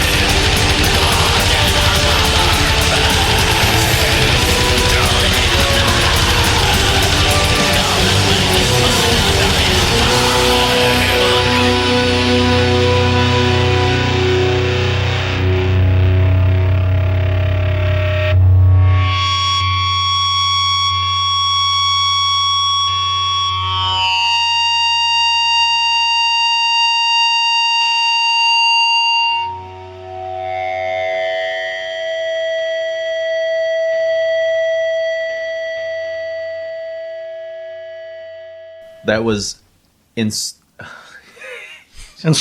Come on. Ensorcelled. I can't even say it. I said it right a million times before that talk set began. As soon as the mic Think hit, of I was like, wait, what? Freaking sorcerer. Yeah.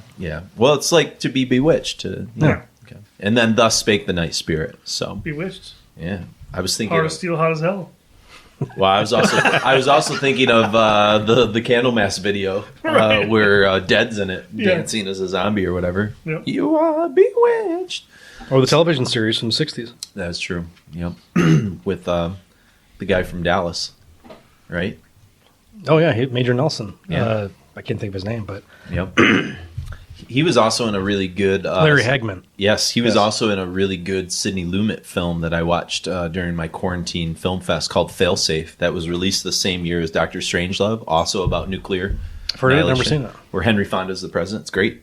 Yeah, so... They aren't looking this up, by the way, guys. No. It's actually George Clooney's favorite movie. So it's a criterion. Still aren't looking this up. Yeah. Anyway. So now we arrive at the kind of the centerpiece of the record in a lot of ways because it's a song that we started this whole episode kind of talking about, which is the Loss and Curse of Reverence. This is the first song Ihsahn really worked to completion for the record since he knew it was going to be the single. So it's kind of like the oldest song in a lot of ways for this record, and the one he was probably working on the most when Sammoth was in jail and stuff like that. And this is the one where in your interview, excuse me, he says that there's seven different orchestral layers on top of the guitars. Mm-hmm. And a quote he gave that was in your Hall of Fame thing is he said, "Of course, with black metal, they're completely lost in the cacophony of sound. It is a very valuable lesson with extreme music. I've never had formal training, but over the years, I've learned a few golden rules. For me, Emperor's always been trial and error." Yeah, makes sense. And so, I think this is the song where I think he said in the interview that you did with him or in the Hall of Fame feature, where after he finished this, he realized, oh, I've got something here. This is like the next evolution of the band. Like, I know what I'm doing now, or at least process had been defined. Yeah, like he kind of had like something, like he had something staked down where he's like, okay, I can build off of this. You know? Yeah. So, and I think that's why A, it's a great song. It's one of my favorite Emperor songs, but B, it's a great choice for a single, and C, it's just, like I said, just the centerpiece of the whole album, really, the pivot point, In a lot of ways, this is a song I know the best in Emperor's career because of what we were just talking about at the beginning of the show, right? Mm-hmm. That we just listen to the shit out of this, Yeah. I was telling Chris off mic before, maybe when Mark was outside with his dog Davos, that Davos is our special fourth guest. You might hear his clicking feet on the floor. That this is the first black metal CD that I ever knew vocal passages from. Like, I actually would look up lyrics, whereas I don't think before this I ever cared about lyrics to a black metal song. Dark Throne was the first band that made me look at lyrics because they were just so fucking weird. Okay, but they're great. Yeah. But they had hooks, vocal hooks. Too. Yeah, there was a cadence, there was a phrasing to them. Yeah. And I think Nagofar's Vitra had that too. Yeah, but I would phrasing to it. But I guess I don't know. I would dissection. But I would consider those. I don't know if I would call those like black metal. And I mean, this Dark is Throne for sure. Well, Dark Throne for sure, but Nagafar and Dissection, I would put Black like Death. more Black Death. Yeah. That's the Swedish thing, right? That melodic sing along. So of course, there's going to be some good vocal harmonies because they're Swedish and they know how to. It's in their DNA. Yeah, it's in their DNA. But I just think it's really interesting for me with black metal that, normally like. That's a genre that you don't really pay attention to, like vocal harmonies and different patterns and things like that. And I don't see there's too many harmonies in no, but I guess in the middle section where like there's some kind of clean singing and stuff, and then they have those various kind of breakdowns and stuff like that. I kind of started to like. It's like vocal harmonies in a traditional sense because I can. Like Attila's vocals are super like memorable, but they're not normal. What you'd normally think of as a hook. Because he holds stuff out too long, and then it can punch it right in the drums. But there's a certain like charm to it. But but Emperor's doing it in more of a traditional kind of like when I mispronounce things. A certain charm. You're just like just like a Romanian or a Hungarian. English is a second language thing going on to write lyrics, the best lyrics. Yeah, so Norwegian titled songs and Portmanteau kind of things are like my second language. It's not my native tongue. So. There you go. But I just think right from the incredible opening riff where Trim is doing some like really cool tricks to make you seem like he's lost pace. And then all of a sudden, like it just like fucking locks in. You know what I mean? Yeah. It's kind of a cool dun, dun, dun, dun, dun, dun, dun, dun. He's almost doing like thing, and like some stop start type shit that's like really cool. And then but he's just still like, blasting, but the stop start just with like yeah. It's a Symbols. cool like technique, and then boom, it just kind of goes for it. And then to me, this is a song that informed me that Isan was like, I wrote a goddamn Guitar Hero Shredmaster. And it's in that part, it's buried in the swirling production. You get this mind-melding guitar solo that for a lot of people, I think, goes unnoticed unless you're like us and you watch the QuickTime video a million times Right. and you see him running scales. And then you go, wait, what? I can't hear it. And then you go and you like listen like closer. It's like watching the Stuff for the Children video with Shane Embry's hand just going all over the place. Yeah, You yeah. don't hear where anything. is that? Yeah, where It just sounds like. Yeah. But then, like, the more you kind of hear it, you can start to unpack it a bit. And then I remember hearing, because it came up when I was going for a long bike ride, and this album ended, and it went on Spotify. It just automatically jumps to like more Emperor songs, and it went to a live version of the song from like recent, the last couple decades or whatever. And boy, you can hear it there because it's obviously it's a live production and it's a different mix, and you're like, okay. I knew I was always hearing like this like incredible like shred kind of stuff, which he'll do on Prometheus a lot more, and even on like the solo and Warriors of Modern Death. This is the emergence of the band as musicians, right? So before, and again, not taking anything from the EP or from even the Wrath of the Tyrant demo, right? But I think this is where the emergence of the band and the members as musicians. First and black metal second, whereas before it was black metal first, musicians second. And I think this is where they peel away from, and I think that's maybe, they talk about it in the interview in the Hall of Fame, not conforming to the black metal archetype, not conforming to the common or the tenets of the genre that had become so restrictive. And I think if you listen to The Wanderer, the instrumental, that is an instrumental sort of hot take, and I hate that term, on that very thing. The wandering musician, you think? Or wandering away from it? Wandering away from it, because if you look at what Ishan did after Emperor and Solo, The Adversary, he talks about that being, so at one point he's vilified, right, for being a black metal musician early on, but now he's the hero. So, in The Adversary, he is the adversary to black metal. So he's growing out of the constraints of it. And I think The Wanderer is the I'm not yet brave enough to say it in lyrics, but I'm brave enough to say it in music. And I think that's what that is. But I think Samoth wrote that. Samoth did write it. Yeah. I looked it up earlier. That was the only song he wrote by himself. He's got co-writer on everything else, but Samoth on The Wanderer. That's the one song that Samoth only wrote. I think he did it in prison, is where he kind of came up with it. Maybe that's right. So but I do think that this is where they start to move away from the restrictions on the genre, the sort of the monochromatic, the black and white of it. Sure.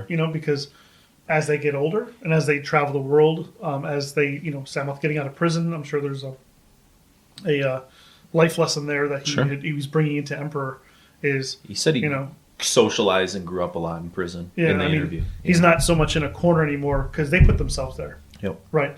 And I think this is them pulling themselves out of that corner. Can I make a big leap of faith, because I like to do these contextual sort of things, but can you sort of draw a parallel between Ishan's relationship with black metal and Chuck Schuldiner and death metal, and that they were evolving beyond the confines of the genre before the other people in that genre were? And I don't want to say they took heat for it, but I think like there was probably some controversy when human and symbolic and something individual, what I mean? Some people are kind of like, ooh, this is a little clean. I don't remember anything, but that was like pretty early on in our. But I don't think there was controversy with Anthems either, necessarily. But I think like these are guys that like they almost helped invent. I don't want to say invent the genre, but like they grew faster than the genre was growing. They helped define it. Yeah. Well, I mean, they help. Yeah. So I would say they help. Do you get what I'm saying? Why I'm comparing those two? Because they're both kind of guitar heroes who evolved pretty quickly, and they kind of got out of it,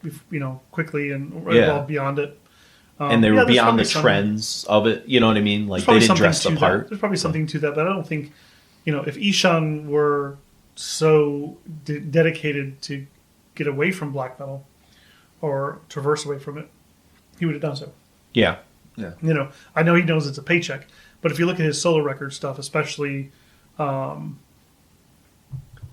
Angel, I guess, or the album after, I think is where he starts to kind of get into that.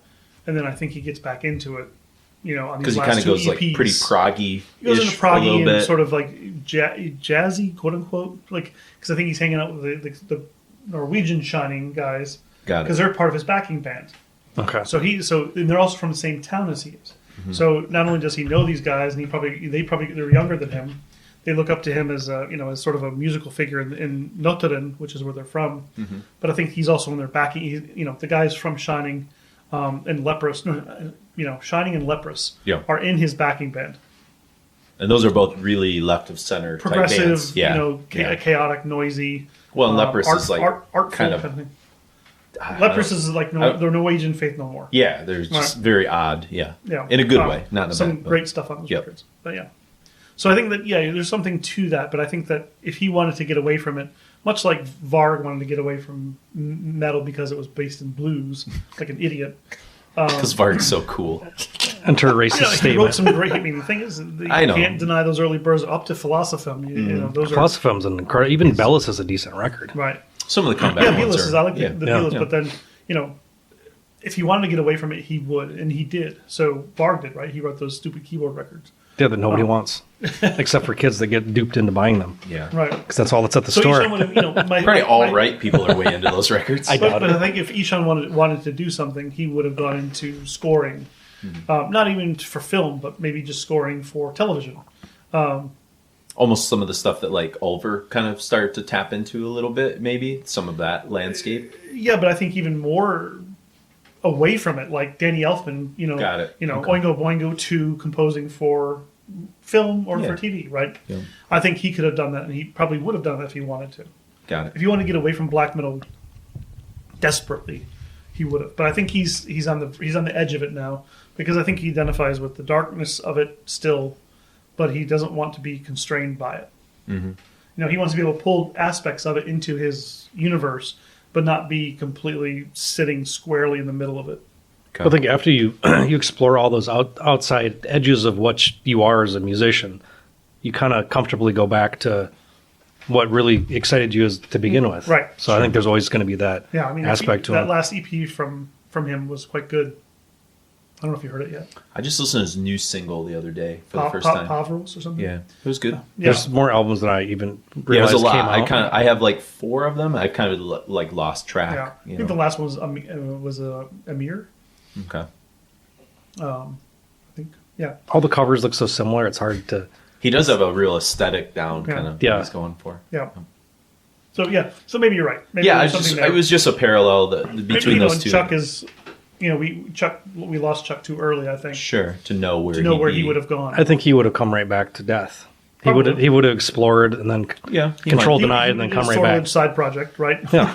He probably would have played with them on some kind of comeback record on the French side, and then eventually did his controlled denied thing until it died. Or wait, was there something going on with Chuck and Sortilege? Hypothetical. I was like, whoa, you blew my mind. I was like, what the fuck? I missed that aspect of history. Yeah. No, I thinking, knew the connection with where would he have gone, right? Yeah. I think that he would, Yeah. So, Chuck would have, you're probably right, Mark. Like a Paradise Lost cycle. I think so. Kind of come back eventually, maybe. I think eventually you come back to that what you know, that what you're familiar with, and that what also brings in the money. Sure. Emperor touring on Anthems and playing Anthems in its entirety, or Enslaved touring on Frost and just doing Frost. It's a way to kind of say, acknowledge the past, appease the fans, and make money while doing it. And then release the stuff you want to do, which is his solo records and things like that. Yeah. I mean, those live shows. I mean, they're not joking around. Those live shows are incredible. Like those, I have some of them on CD. Those the Emperor live shows. I think the Japanese live show. If you watch those things, I mean, they crush. They're probably better now than they were when they toured in '99. Oh yeah. Oh, absolutely. Well, when we saw them in '99, the keyboards weren't working so well, and you almost got in a fight with their keyboardist. With Carmen Grimlock. Yeah. Now DJ Butt Cheese or something. Oh. He's nice. He's an electronic musician now. Cool. Of DJ course. Butt Cheese. Who isn't? Yeah. So is my mom. So yeah. He's got his laptop and his. I love your mom's mixtapes. Yeah. They're great. I can't remember what done he right does here. now, but he's an electronic musician, far away from metal and far away from Tartaros, and drunken, which was anger. also an Emperor hot take, right? Tartaros were kind of Charmin or whatever. Charmin, yeah. Grimlock was trying to sort of take a little piece of Ishan's Every time pie. you say Grimlock, I just think of Transformers. That's all I can think of too. Grimlock. Same thing with One of the best Dinobots. Yeah. He was kind of a jackass in that sort of way. Yeah. He could have been a dinosaur He was character. drunk and he was probably pissed, but also the onus was on him to bring a Transformer. Wrong plugs, man. It was a bad news. Milwaukee Metal Fest. Yeah, that's before anybody understood AC and DC currents and plugs and Well, as Europeans, they should have figured that out. I mean, it's not like Iron Maiden hadn't toured here before. I think I got to see them on that it's tour. a different league. I know. With keyboards that worked because I saw them. You might remember Jeff Grandcourt Kuhn, Stu, and I drove to Chicago to see Borknagar and Emperor. Yeah, and Witchery. And Witchery. Yeah. I did that tour is awesome on Deciblog. Oh. Yeah, I did that interviews with Trim, who didn't remember anything. Yeah, yeah. Of course, who would have? So, but I think that was the same tour as that Milwaukee Metal Fest date. I want to say. No, that was 98. That was 99. Oh, so it was a year separate. Okay, got it. Yeah. Yeah. So Lost Curse of Reverence. I mean, it's. I don't know any closing thoughts on that tune as kind of a centerpiece. This essential song. Yeah, it's the centerpiece of the record. Yeah, I think it's probably one of Emperor's most sophisticated songs, and one of the songs I go back to. Yeah, for sure. And then we get to Acclamation of Bonds, which is I just wrote. It's underrated and kind of for me, it's the often forgotten tune from this album. Not in a bad way, but like in prepping for the show, I kind of gained a new sense of appreciation for kind of how it sucks you into, I called it a vortex of dark riffs, keyboards, and screams. With a lot of pinch harmonics. This is more of, as Mark was talking about, pinch harmonics and things like that. And also it's the first song to mention the title of the album. Oh, yeah. Were you going to say something, Mark? Just I was looking at my notes again for Lost and Curse of Reverence. Seemed like it was the kind of the defining, like, basically taking the old and the new, mashing them together, and like this is what we were, this is what we are now, and then I would agree with that. Kind of goes on from there. Yeah, because there's that like breakdown in the middle where he's like, "Baba and Knights Divine." Like to me, like it was like bringing it to like an epic scale, and then all of a sudden, like you have that breakdown. Well, that's I think it's the invocation of that piece. Yeah. But like to me, that was a evolution. And then they go into like the more primal black metal from there, for a second, almost to and then that's where the solo happens, is right in the middle of that chaos. And, oh man, tell you, good stuff. Yeah, it's if you have a good sound system and you play that song, it's pretty amazing. Sure. Like I went back and listened to old records that I thought sounded kind of crappy and put on a good sound system. Get a new in my car, for example. Yeah. Like I love my car stereo because it's a nice stereo. It's encompassing, so you get to hear everything in front and back and center without having to F around with speaker in orientation and are they on a spike or not or whatever. Just like awesome. That's the thing that I struggle with because I've hooked up so much of the stuff in my house for movies that I don't have my go-to I think setting for a 2-channel. I don't think you can get good sound out of a 5.1 channel. Yeah, I know. For maybe in a car you can, but not for I think stereo systems sound the best for music. I agree with you. Yeah, just the dual, right and left. The right and left. That's it. Because nice panning doesn't work with all the center, and it doesn't. Maybe pop music is fine. Disembodied. Yeah, I agree. But I remember getting that a audiophile system in the early 2000s, and just putting CD after CD on. I was like, holy shit! Some sounded kind of like crap, but in a different way. It sounded different, which was amazing. We went to Walmart specials, Yeah. We're just a those, long those time. bookshelf We all stereos. Yeah. advanced. I think you were the first to like really advance, and then when I was living with you, you got like a component system that was pretty decent. Yeah, that was posted on the. An old lady came into Newman Records and posted that for sale on the wall. Okay. Was that all Technic stuff? Yeah. Okay. It was a Technics that was rented from Rent-A-Center. Wow. It still has the Rent-A-Center phone number on the back of. Nice. On the back of You it. still have all this stuff? Yeah. Good. That's Good. awesome. Yeah, So and then she I came in and you know, it was like one of the things where they cut up the phone numbers and you pull it down, you call or whatever, and turns out her grandson or nephew had stolen money from her, so she had taken his stereo to get the money back. Wow. And I still have it. Yeah. I still have the speakers. They're set up in the living room. That's awesome. These- What kind of speakers are they? Technics. I've never seen Technic speakers before. Those are Technics. They sound great. But like their turntables and all their components are highly regarded now, for sure. Those sound design speakers that I got that Mike recommended to me, Yeah. Mike still tries to buy them back from me. Really? Because the ratings on them are the best small, like for bookshelf speakers. for bookshelf speakers, he's like, those are the best ones I think ever made. Wow. And like the fact that our audiophile record store manager, who has like incredible Yeah. systems, Well, he still wants those. No. They're in my classroom, so that's what my rock and roll history kids get. Wow. They get to hear that. You should take that system to school and bring those shelf speakers back. Yeah, I should. But the problem is like I'm watching movies. You know what I mean? Yeah, So yeah. it's a trick. That's why I listen to music after school in my classroom. Well, if you want to get a good CD player, get a Marantz. That's the single port. CD Those player. are wonderful. Yeah, their Although- so record expensive. players are Although great too. Yeah. What Mike says is he says nowadays Blu-ray players are just as They're better advanced than as the anything. most advanced CD players, and that's coming from Mike Johnson. But So I'm like, the laser is just as good, but the other mechanics are not. okay. So I'm part of this that CD group, that CD on Facebook that You and I are part of. And you Yeah. can hear, if you look at people's a lot of people's shots of their collection, the stereo's kind of to the side and it's a Marantz, And I'm like, oh, someone's got some money to spend on a CD player. A couple years ago, they were cheap as shit. Really? Like the record players you could get for about $150. Now they're probably $600. Wow. Because I have a DVD player for my CD player, like Yeah. a Pioneer. Yeah, I don't even have a CD player anymore. I haven't used one in I mean, you could use your DVD 8 player, years. I guess. It's not hooked up to the stereo Oh, okay. because I've got old late '70s or mid '70s solid state Sony. Mm-hmm. That's got it looks like the Marantz where it has like the wood on the sides and Yeah. the chrome on the front and everything. Yeah, be on the lookout if you guys find like a good. I need one because I sold mine off more Maybe a or good less. hi-fi system. Yeah, I need something. So yeah, so then we got back to Acclamation of Bonds. So, but yeah, here this is another song where Trim does oscillating blurriness, I guess. And you said you understood like kind of what he was doing a little bit from a kind of technique standpoint, right? I guess. I mean, there's a shuffle thing. I believe this is. I think it is. Yeah. He's doing like a shuffle, and then he's alternating on the bell of the ride cymbal, and it kind of gives it that like levitational feel, right? Where it's not just like a caveman hitting the snare like Sure. a Lars Ulrich. I'm going to play a pots and pans sound. What's like He's kind of like giving the music kind of like a little bit of sort of levity or air, not levity, but air.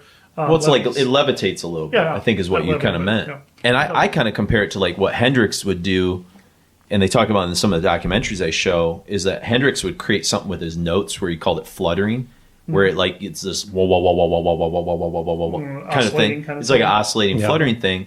Now Hendrix didn't have blast beats going behind him, Right. so it's like a different thing. But it's This is like it's the guitar and the keyboards in unison. It's almost like phasing each other out. Yeah, phasing It's is kind probably a of good his word. effect when you rolled on the back windows in your car. Yes, Yeah. yeah, exactly. Or listen to something through like a box fan or something. That's what you get here. Talk so. through a box fan. But Like yeah, Star Wars, Darth so he kind of pulls you into that, and then it kind of emerges into more of that majestic sort of choral kind of. Ishan's always resolving things. Yeah, it's very Nightside at the very end. I think. He likes to resolve the chaos, right, with his compositions, and I think that's kind of what you're talking about. Is Yeah. like entropy, cacophony, and then resolution. Yep, Right, that's- into something simple, something majestic, and then maybe back into the chaos. And it kind of fits with like even the song titles going back to Nightside, like where he's talking about this sort of cosmic stuff, and what I mean. It's like this. It's very much the patterns of the universe or something like that he's very interested in. So, Right. All right, so let's get into it. We've got the Loss and Curse of Reverence, and then we've got Acclamation of Bonds.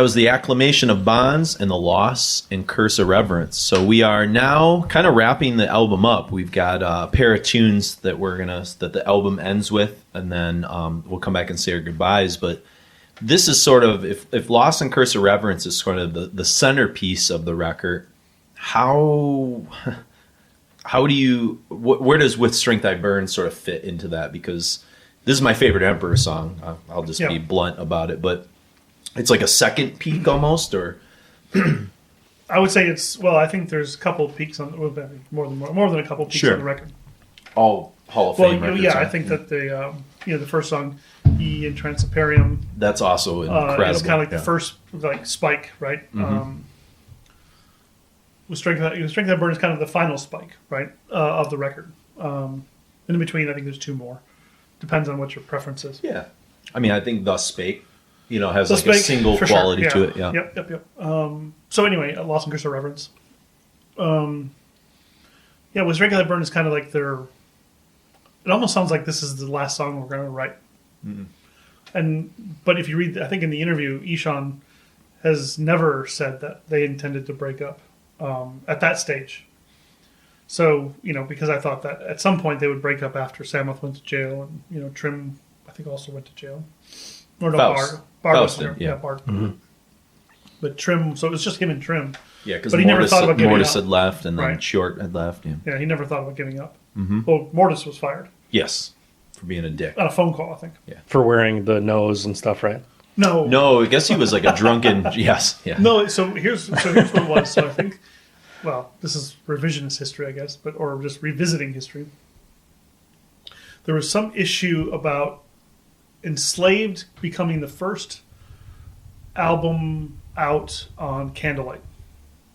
It was the first Candlelight release. Emperor was supposed to be first. So, if I remember what Havard said to me was, because I did the Hall of Fame for the EP. Yeah. Remember the Hordane Slam? Yeah. He said that, those guys were kind of like docile about it, but he was super pissed because he wanted, he felt that he should defend Emperor. Emperor should be number one.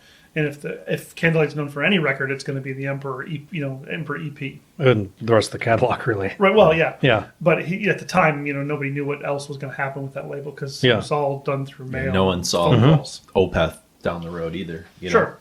So. But and no one saw other Emperor records down the road either. But so he was super pissed and he got kind of confrontational about it. And that's when I think Ishan and Samoth agreed to fire him because he was. Uncontrollable. Yeah. He was too rebellious. Yeah. And here's a genre. What Havard had said about that was that, how can you be in a genre of rebellion and not rebel? This is the thing that Mark and I come back to with like how metal purports itself to be sort of a genre of rebellion and yet it's very. It's very anti-establishment in its intent, but yet there's very much conservative in its values. Like, nature to like it must be this or you must be this or you must dress this way or your hair. It's like what? I think that comes with just the strategy. The sort of the genreification of things, right? When you put things in nice little stacks or silos, they tend to sort of want to be that. Yeah. And when you deviate from it, it's like, oh, you're not. And if you're identified as a certain thing, then that's your identity. So obviously, if somebody else comes in that doesn't look like you, that likes the music, then somehow that's diminishing it and they're not true. They want to put something else on. Whatever the bullshit is, They want to put a trumpet in. Oh, Jesus, not a Seer Bliss reference. But like with Strength I Burn, I guess for me, it's the song that I could play for like non-black metal people to show how advanced and mature like the genre had kind of gotten. And so in a lot of ways it helped me show pride and musical justification in some of like the choices that I was like getting into in the same way that Opeth or Tiamat or whatever. Arcturus, yeah, that was a big one. In Flames. You've got an interesting way of, because I'd never thought about that. Yeah. I never tried to get anybody into the music I was into. I kind of always have had so that's like an interesting like inroad because I just liked it. If people didn't, that's fine, but I never needed to.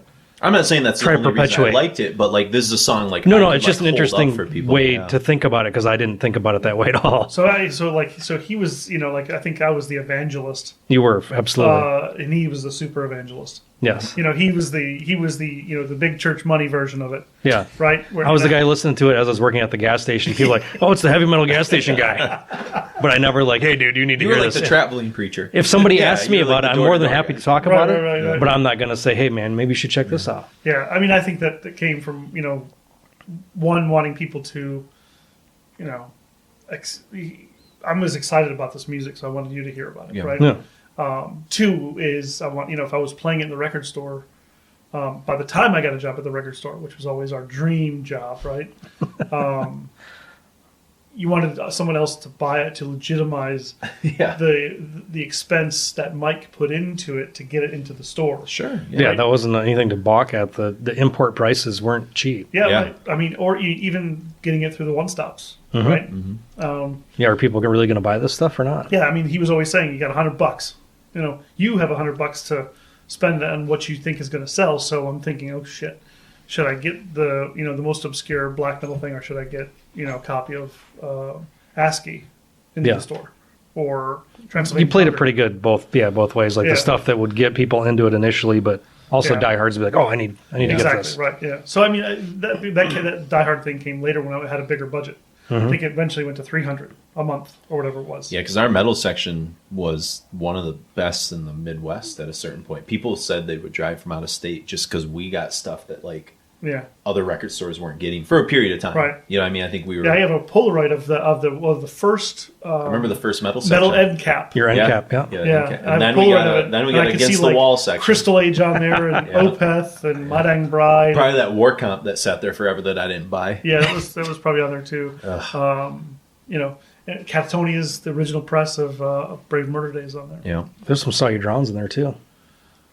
No, those there? went really quick. Those, so yeah, I remember. Well, not in the picture, but you had those on. Yeah. the end We cap. got them at the store. Yeah. But Saw You Drown, Jason finally got it. He bought mine 20 years later. Yeah, right. And yours got stolen. No, That's War Comp. that It was just your War Comp? So it was Okay. my War Comp, The Gathering. Almost a Dance. No, Always. it was the yellow one with the double CD. I know you're How to Measure a Planet. How to Measure. How to Measure a I Planet. kept wanting to say Can't believe I Planet. remember that. William Jesus. Blake.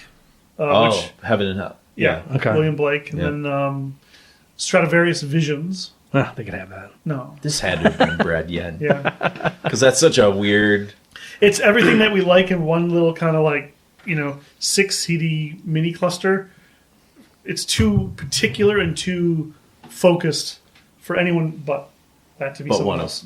yeah, exactly. One of our old friends probably Yeah. lifted it because that's when we were living together, Yeah. Jason, on Washington. Yeah, because it would have been stupid for me to have stolen it in a different Only to room. be in your connect. Yeah. I never loaned out CDs. I made people copies of tapes and shit. Right. Smarter. I'm too trusting. I was so meticulous about how, the booklets and everything, where I didn't want any divots on anything. And Yeah, I agree. I'm the same way. And I turn into Incredible Hulk if I see that stuff. That's probably where my Yeah. super evangelistic side works against me because Right, I'm so you loan out trusting. stuff? Cause you'd I'm loan like- out grocery bags and stuff, and I was like, oh, Yeah. you're way more trusting than me, dude. I believe in the human spirit. Yeah. I don't. I don't anymore. I did a long time ago. That's and my then, collection. You and die. then 2016 happened. I gave Well, up. there's no hope. reason to loan anybody almost anything anymore. Yeah, exactly. Yeah. Just be like, hey, just go. Nowadays, watch on just listen. whatever. Here. Yeah, Yep, it's all. It's. I mean, because back then there was almost no place to see that other than the CD itself. Yeah. Sometimes I would dub tapes for people, but it was a time thing too. Yeah. You don't always have time to make stuff. Unless you wanted to get onto the internet, which was pretty rudimentary, and get a part of a web ring, Mm-hmm. and eventually stumble upon something through a web ring. I started doing some of those downloading things. We could get demos and shit Yeah. in the early days. But usually it'd be you'd get a new CD, we'd go listen to it at your house, Yeah. and then we'd listen to it again, and that time we would record it under tape. Yeah. There you go. I'm out of Max LXL2. Yeah. I got a box of tapes upstairs we were just looking at earlier. So, yeah, we've already put up some of the radio shows, which we'll be putting more of those up. Especially if you become a patron, we'll get access to that. But no, I think with Strength I Burn, the anthemic quality to it. This is where I kind of said I hear some of the first couple Mana Wars, or even Manila Road, Sirath Ungul, Merciful Fate, all those kind of Traditional heavy metal. first half of the 1980s traditional metal records. Maybe not so much the thrash or whatever, but whatever you want to call that genre. You know, I mean, I would more say- classical inspired heavy metal. yeah. I would think that that's probably more of, taking someone like Richard Strauss mixed with Candlemass. Yeah, sure. Candlemass comes out of that a little taking, bit too. You know, Strauss and King Diamond and mixing in with a little Bathory. Okay. You know, because then you get like the musical, you know, sort of the classical element from Strauss, the sort of the harmonic element from Candlemass or King Diamond, and then kind of like the hometown feel from Bathory, right? Sure. You know, Bathory. But even like Blood, Fire, Death has that epic feel to it as well. Yeah, you know, like that was a huge record, not just with metal people. Yeah. I dated some chick for a couple weeks that worked at a fast food restaurant. She gave it to me. Find it, or Blood, Fire, Death. Blood, Fire, Death. Okay. And that was, I think, the first time I ever heard it. And I was like, this is fucking incredible, because I'd heard Bathory before that, but I didn't know they could sound like this too. Right. Yeah. One of the weird things for me, and I don't know if you Was guys... that in the Granada? Yeah. Wow. Yeah. Who's who? His car, his old car. Oh, I remember when you pulled that cassette out. Yeah. And we were, because Bathory at that point was either Hammerheart or Twilight of Gods, Which was kind of iffy. which was kind of because it's kind of his singing's not quite singing. It's Yeah. kind of a bit off. And I would say it must have been Under the Sign of the Black Mark, Echo Manthorn, something, or something like that. But it wasn't composed and epic and death metal like. Right? Yeah. Blood, Fire, Death is kind of the It's the most accessible Bathory record to get into, I Right. think, initially. yeah. I agree. Well, and what's interesting is at this point, I've never heard Bathory. Like, I've heard of them. But, Right. like, you couldn't just, like, stumble on Bathory records at this stage, right? Yeah, that's weird. They were kind of hard to find. Yeah, I agree. And Yeah. you guys talked Except for about them. Blood, Fire, Death, I think was put out. Was that licensed through Noise?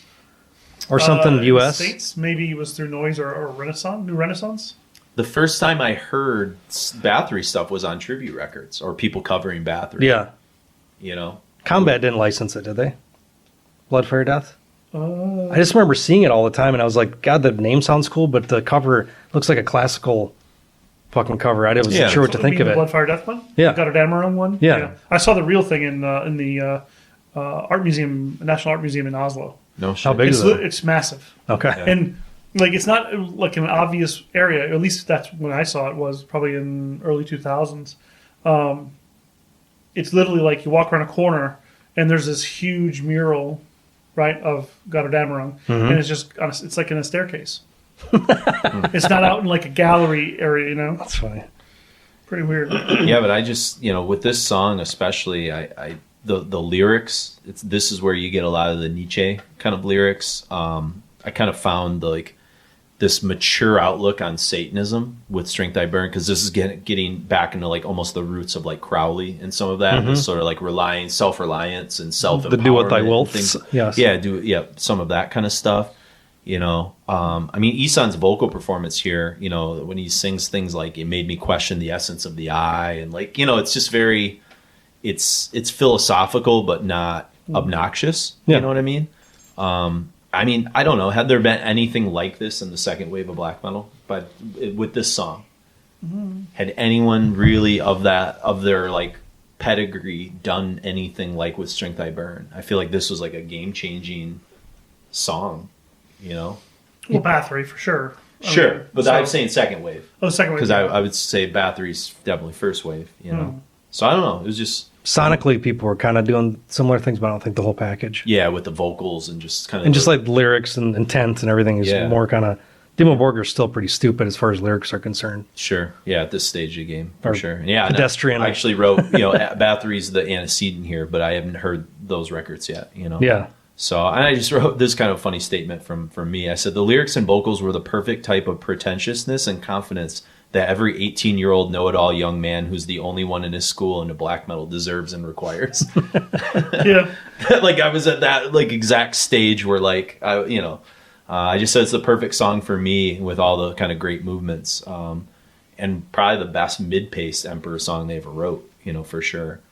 Even though Trim does go off at like 5:45 for the most part, he's pretty like he's pretty sustained in this one, you know. Yeah. I mean, I would say you Mayhem Demon Series is probably, you know, has songs that are probably similar.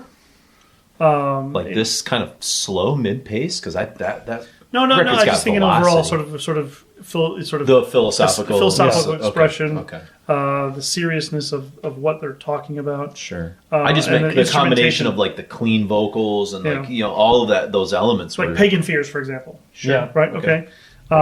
Or if you want to get like to the faster thing, which I think what Trim was picking up on, like Buried by Time and Dust. Yep. Right. Yep. That song has some insanely fast moments. Oh my God, those drums are sick. Yeah. So I think there's precedent or antecedent for it, or antecedent for it. I mean, I don't think Immortal. Mortal had like what was the last song on Battles? Was that Mighty Raven Dusk? Mighty Raven Dark. Raven Dark. Yes, But that last year, but yeah. That's sure, sort of Mighty epic, Raven Dark. Oh yeah, but as far as like lyrically, it's kind of stupid. Yeah, sure. I mean, I love that. I guess I'm made looking, up mythology stuff. But I think we're talking about two different things. Okay. The lyrics are one thing, but I was talking about the sound. I was saying Withstring. whole package. I just don't know if I've heard like a black metal song in 1997 prior, besides Bathory, that sounded like With Strength I Burn, with some of the clean chants and I mean, was Enslaved was like hinting at some of this. Yeah, I mean, but I think if you look at Viking Liquor, that's probably got some. Yeah, I mean, you had Drizzle, but that was like an anomaly song. It wasn't like thematically still black metal. I mean, that's kind of their folk song. Yeah, so it's just that was just something that kind of I was, me, I'm the history teacher. I was trying to put it into context with like like the flow of black metal's history. Kind of where we are here. So, but did you find out who put that out? What's Under One Flag? Under One Flag. Yeah. Okay. That was interesting because that was the one that record came out Under One Flag. Which one? Eventually came out Bloodfire Death. Oh, okay. And then eventually came out on Black Mark later. Okay. So they signed over the rights to that record to Under One Flag instead of putting it out on Black Mark. Did they did they have better distribution then? Is that what the thought was? Okay. Probably. Got it. Yeah, because Black Mark was kind of nothing until early '90s as far as distribution went. Yeah, exactly. Yeah. But and then we have The Wanderer, which know, I just wrote a nice coda. I am the one. Just in terms of music, you know what I mean? It's just a kind of a nice coda. It is a nice, but it's also it's got a very reflective kind of memory thing happening. It's definitely not like a throwaway. Sort of solitary. You know what I mean? I almost connect it to With Strength I Burn. It's almost like one it's piece almost of like music. like a sort of a coda or an outro to With Strength I Burn. Yeah. But any other thoughts on With Strength from either of you guys before we blast in? No. Cool. Well, let's do it. We'll wrap up Anthems to Welkin at Dusk with Strength I Burn and The Wanderer.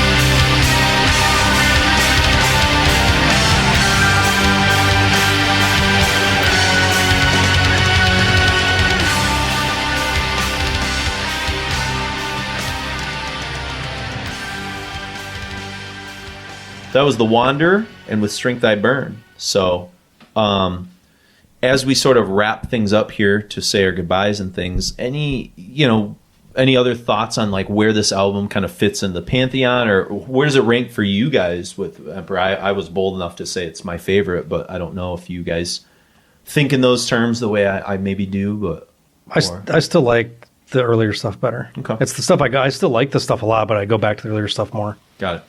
Wrath of the Tyrant is still like that kind of era of You're more I am the raw, Black Wizards a and the raw raw guy. Yeah, I'm more. He's the oil change guy. Well, we've always reflected on our person. Like I can lean a little bit more progressive sometimes. I think this is great and I love it, but as far as my gut instinct, I always go back to the stuff where you're right on the edge of your abilities. That's my favorite kind of stuff. Yeah, I tend to lean on Nightside just because you guys were there.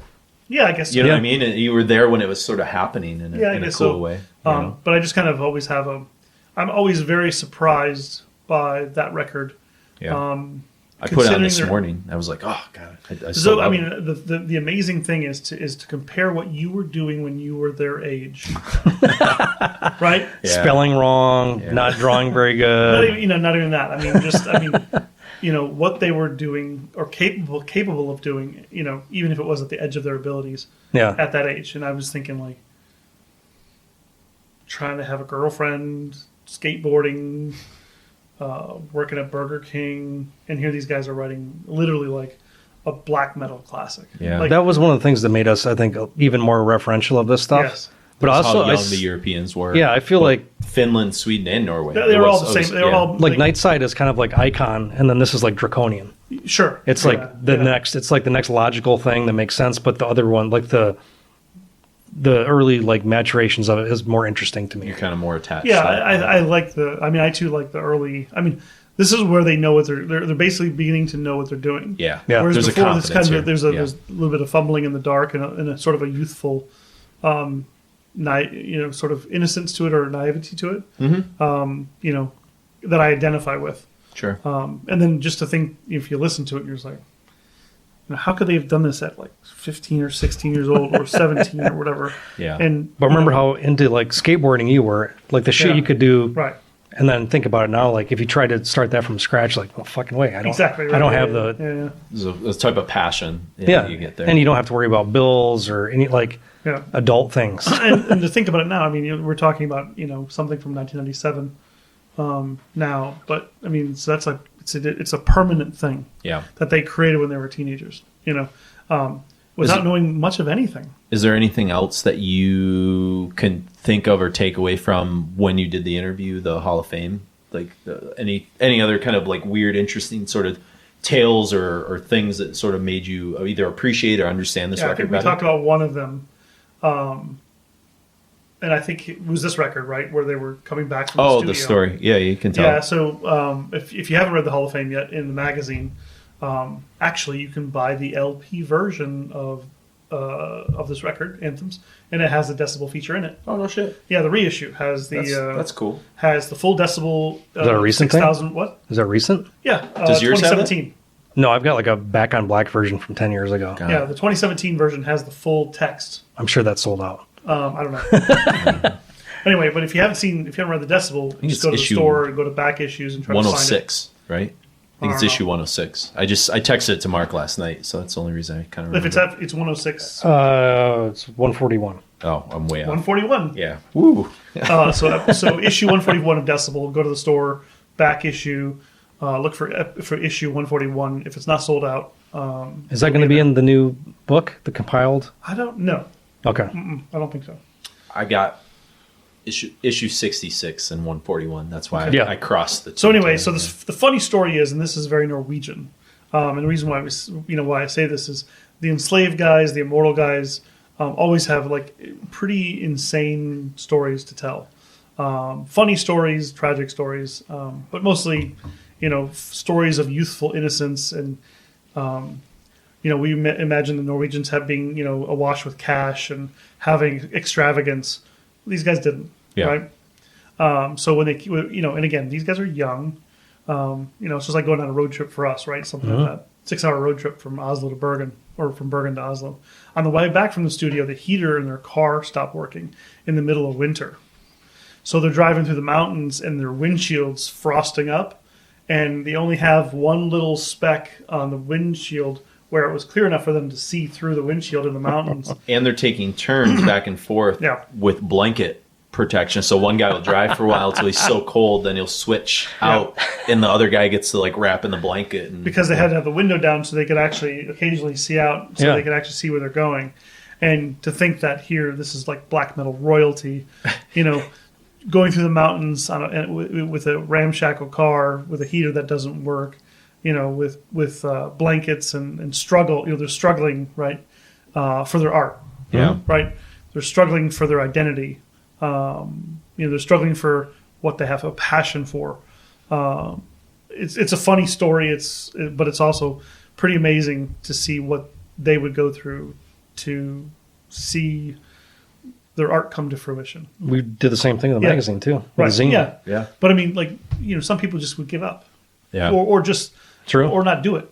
Well, the people that would give up aren't making masterpieces either. Because you don't talk about them 20 years later. Along the way. In the creative process, they punt it somewhere. But I think it's kind of like an amusing story, but also one that has a pretty serious message that they were so dedicated to their art that they were willing to literally almost die for it.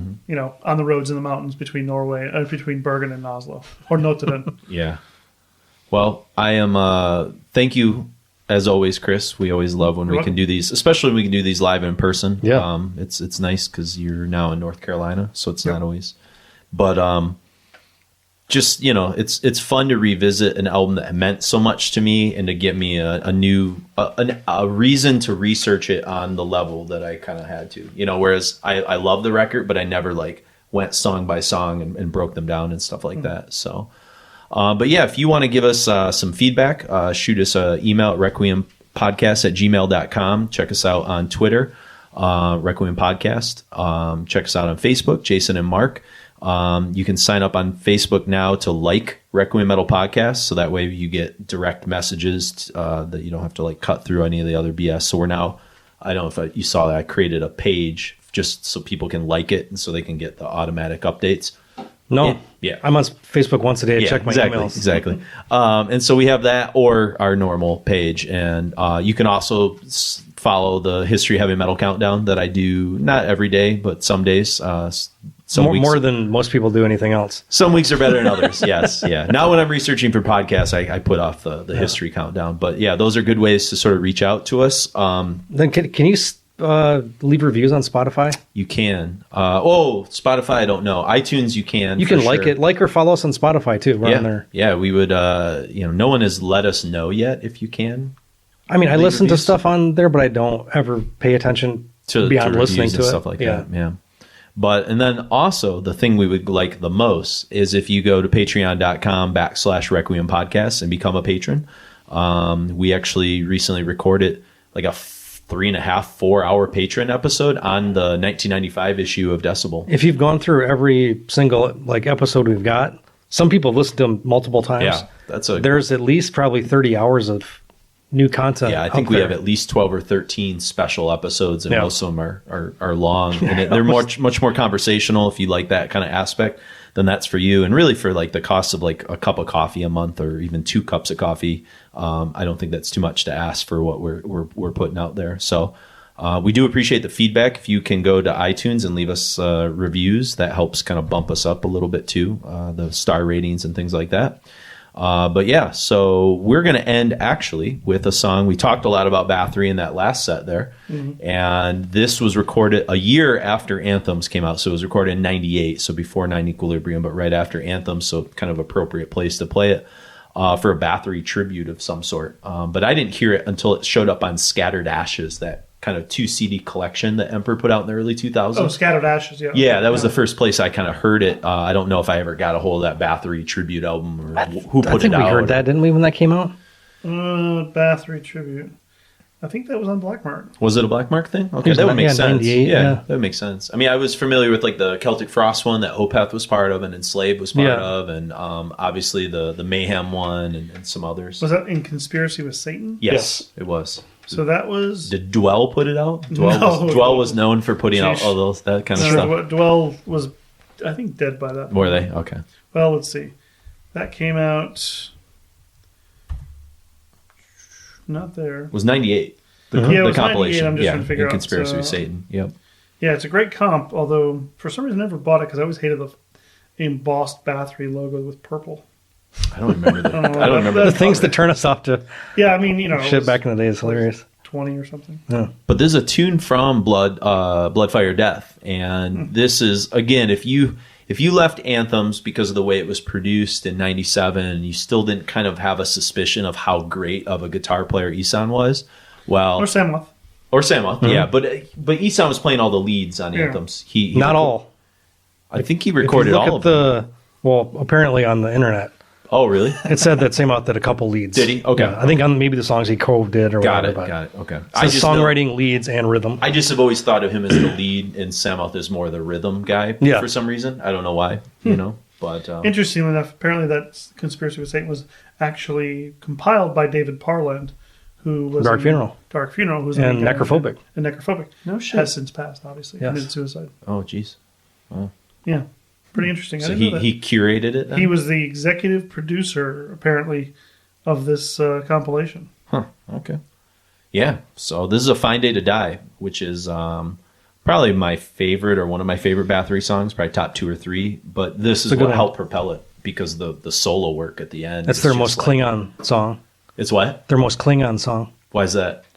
Because Worf says it's a fine day to die. Oh, it does. I always get confused because this is the song title that Anathema used with exit music from Radiohead and combined it into Fine Day to Exit. Yeah. Because they took this tune, which is kind of interesting. But yeah, it's great. I mean, it's just I'm guessing most of our listeners know the original, but maybe you haven't heard this cover. It's just like, yeah. If you don't have Blood, Fire, Death, go buy it first and then go buy Anthems. Yeah, and listen to our Bathory show like 100 episodes ago that we talked could about. Always revisit. We need to do the Korthon live album. Well, we need to do album. post Hammerheart era, Korthon which would be really Korthon album. The one where he talks Never about going again? down on a girl. Yeah. No, never again. I'll never eat pussy again. Did you think that was going to come up this episode, Chris? Well, we've run out sagging balls. Yeah, so balls saggeth and cunnilingus. There you go. That was a low point in Korthon's career. Yeah. He was just trying to cash in on the He's trying to do something hair different. metal songs. Yeah. It worked for Tom G. Why can't it work for Korthon? It worked for Tom G? I'm just kidding. Come on. So anyways, we're going to head out with some more Emperor, Fine Day to Die. Chris, once again, thank you for joining us. Absolutely. Thank you, Jason. It's cool to have somebody that wrote the literal Hall of Fame piece to be able to offer some insight and things like that. Sure. So, but for one of the original Requiem Godfathers as well. Oh, yeah. That the namesake came from. OGs. The OGs. I'm sitting with the OGs. Yeah. A Fine Day to Die in Conspiracy with Satan, tribute to Bathory for Emperor's Anthems to a Welkin at Dusk. I am Jason. I'm Mark. And I'm guest Chris.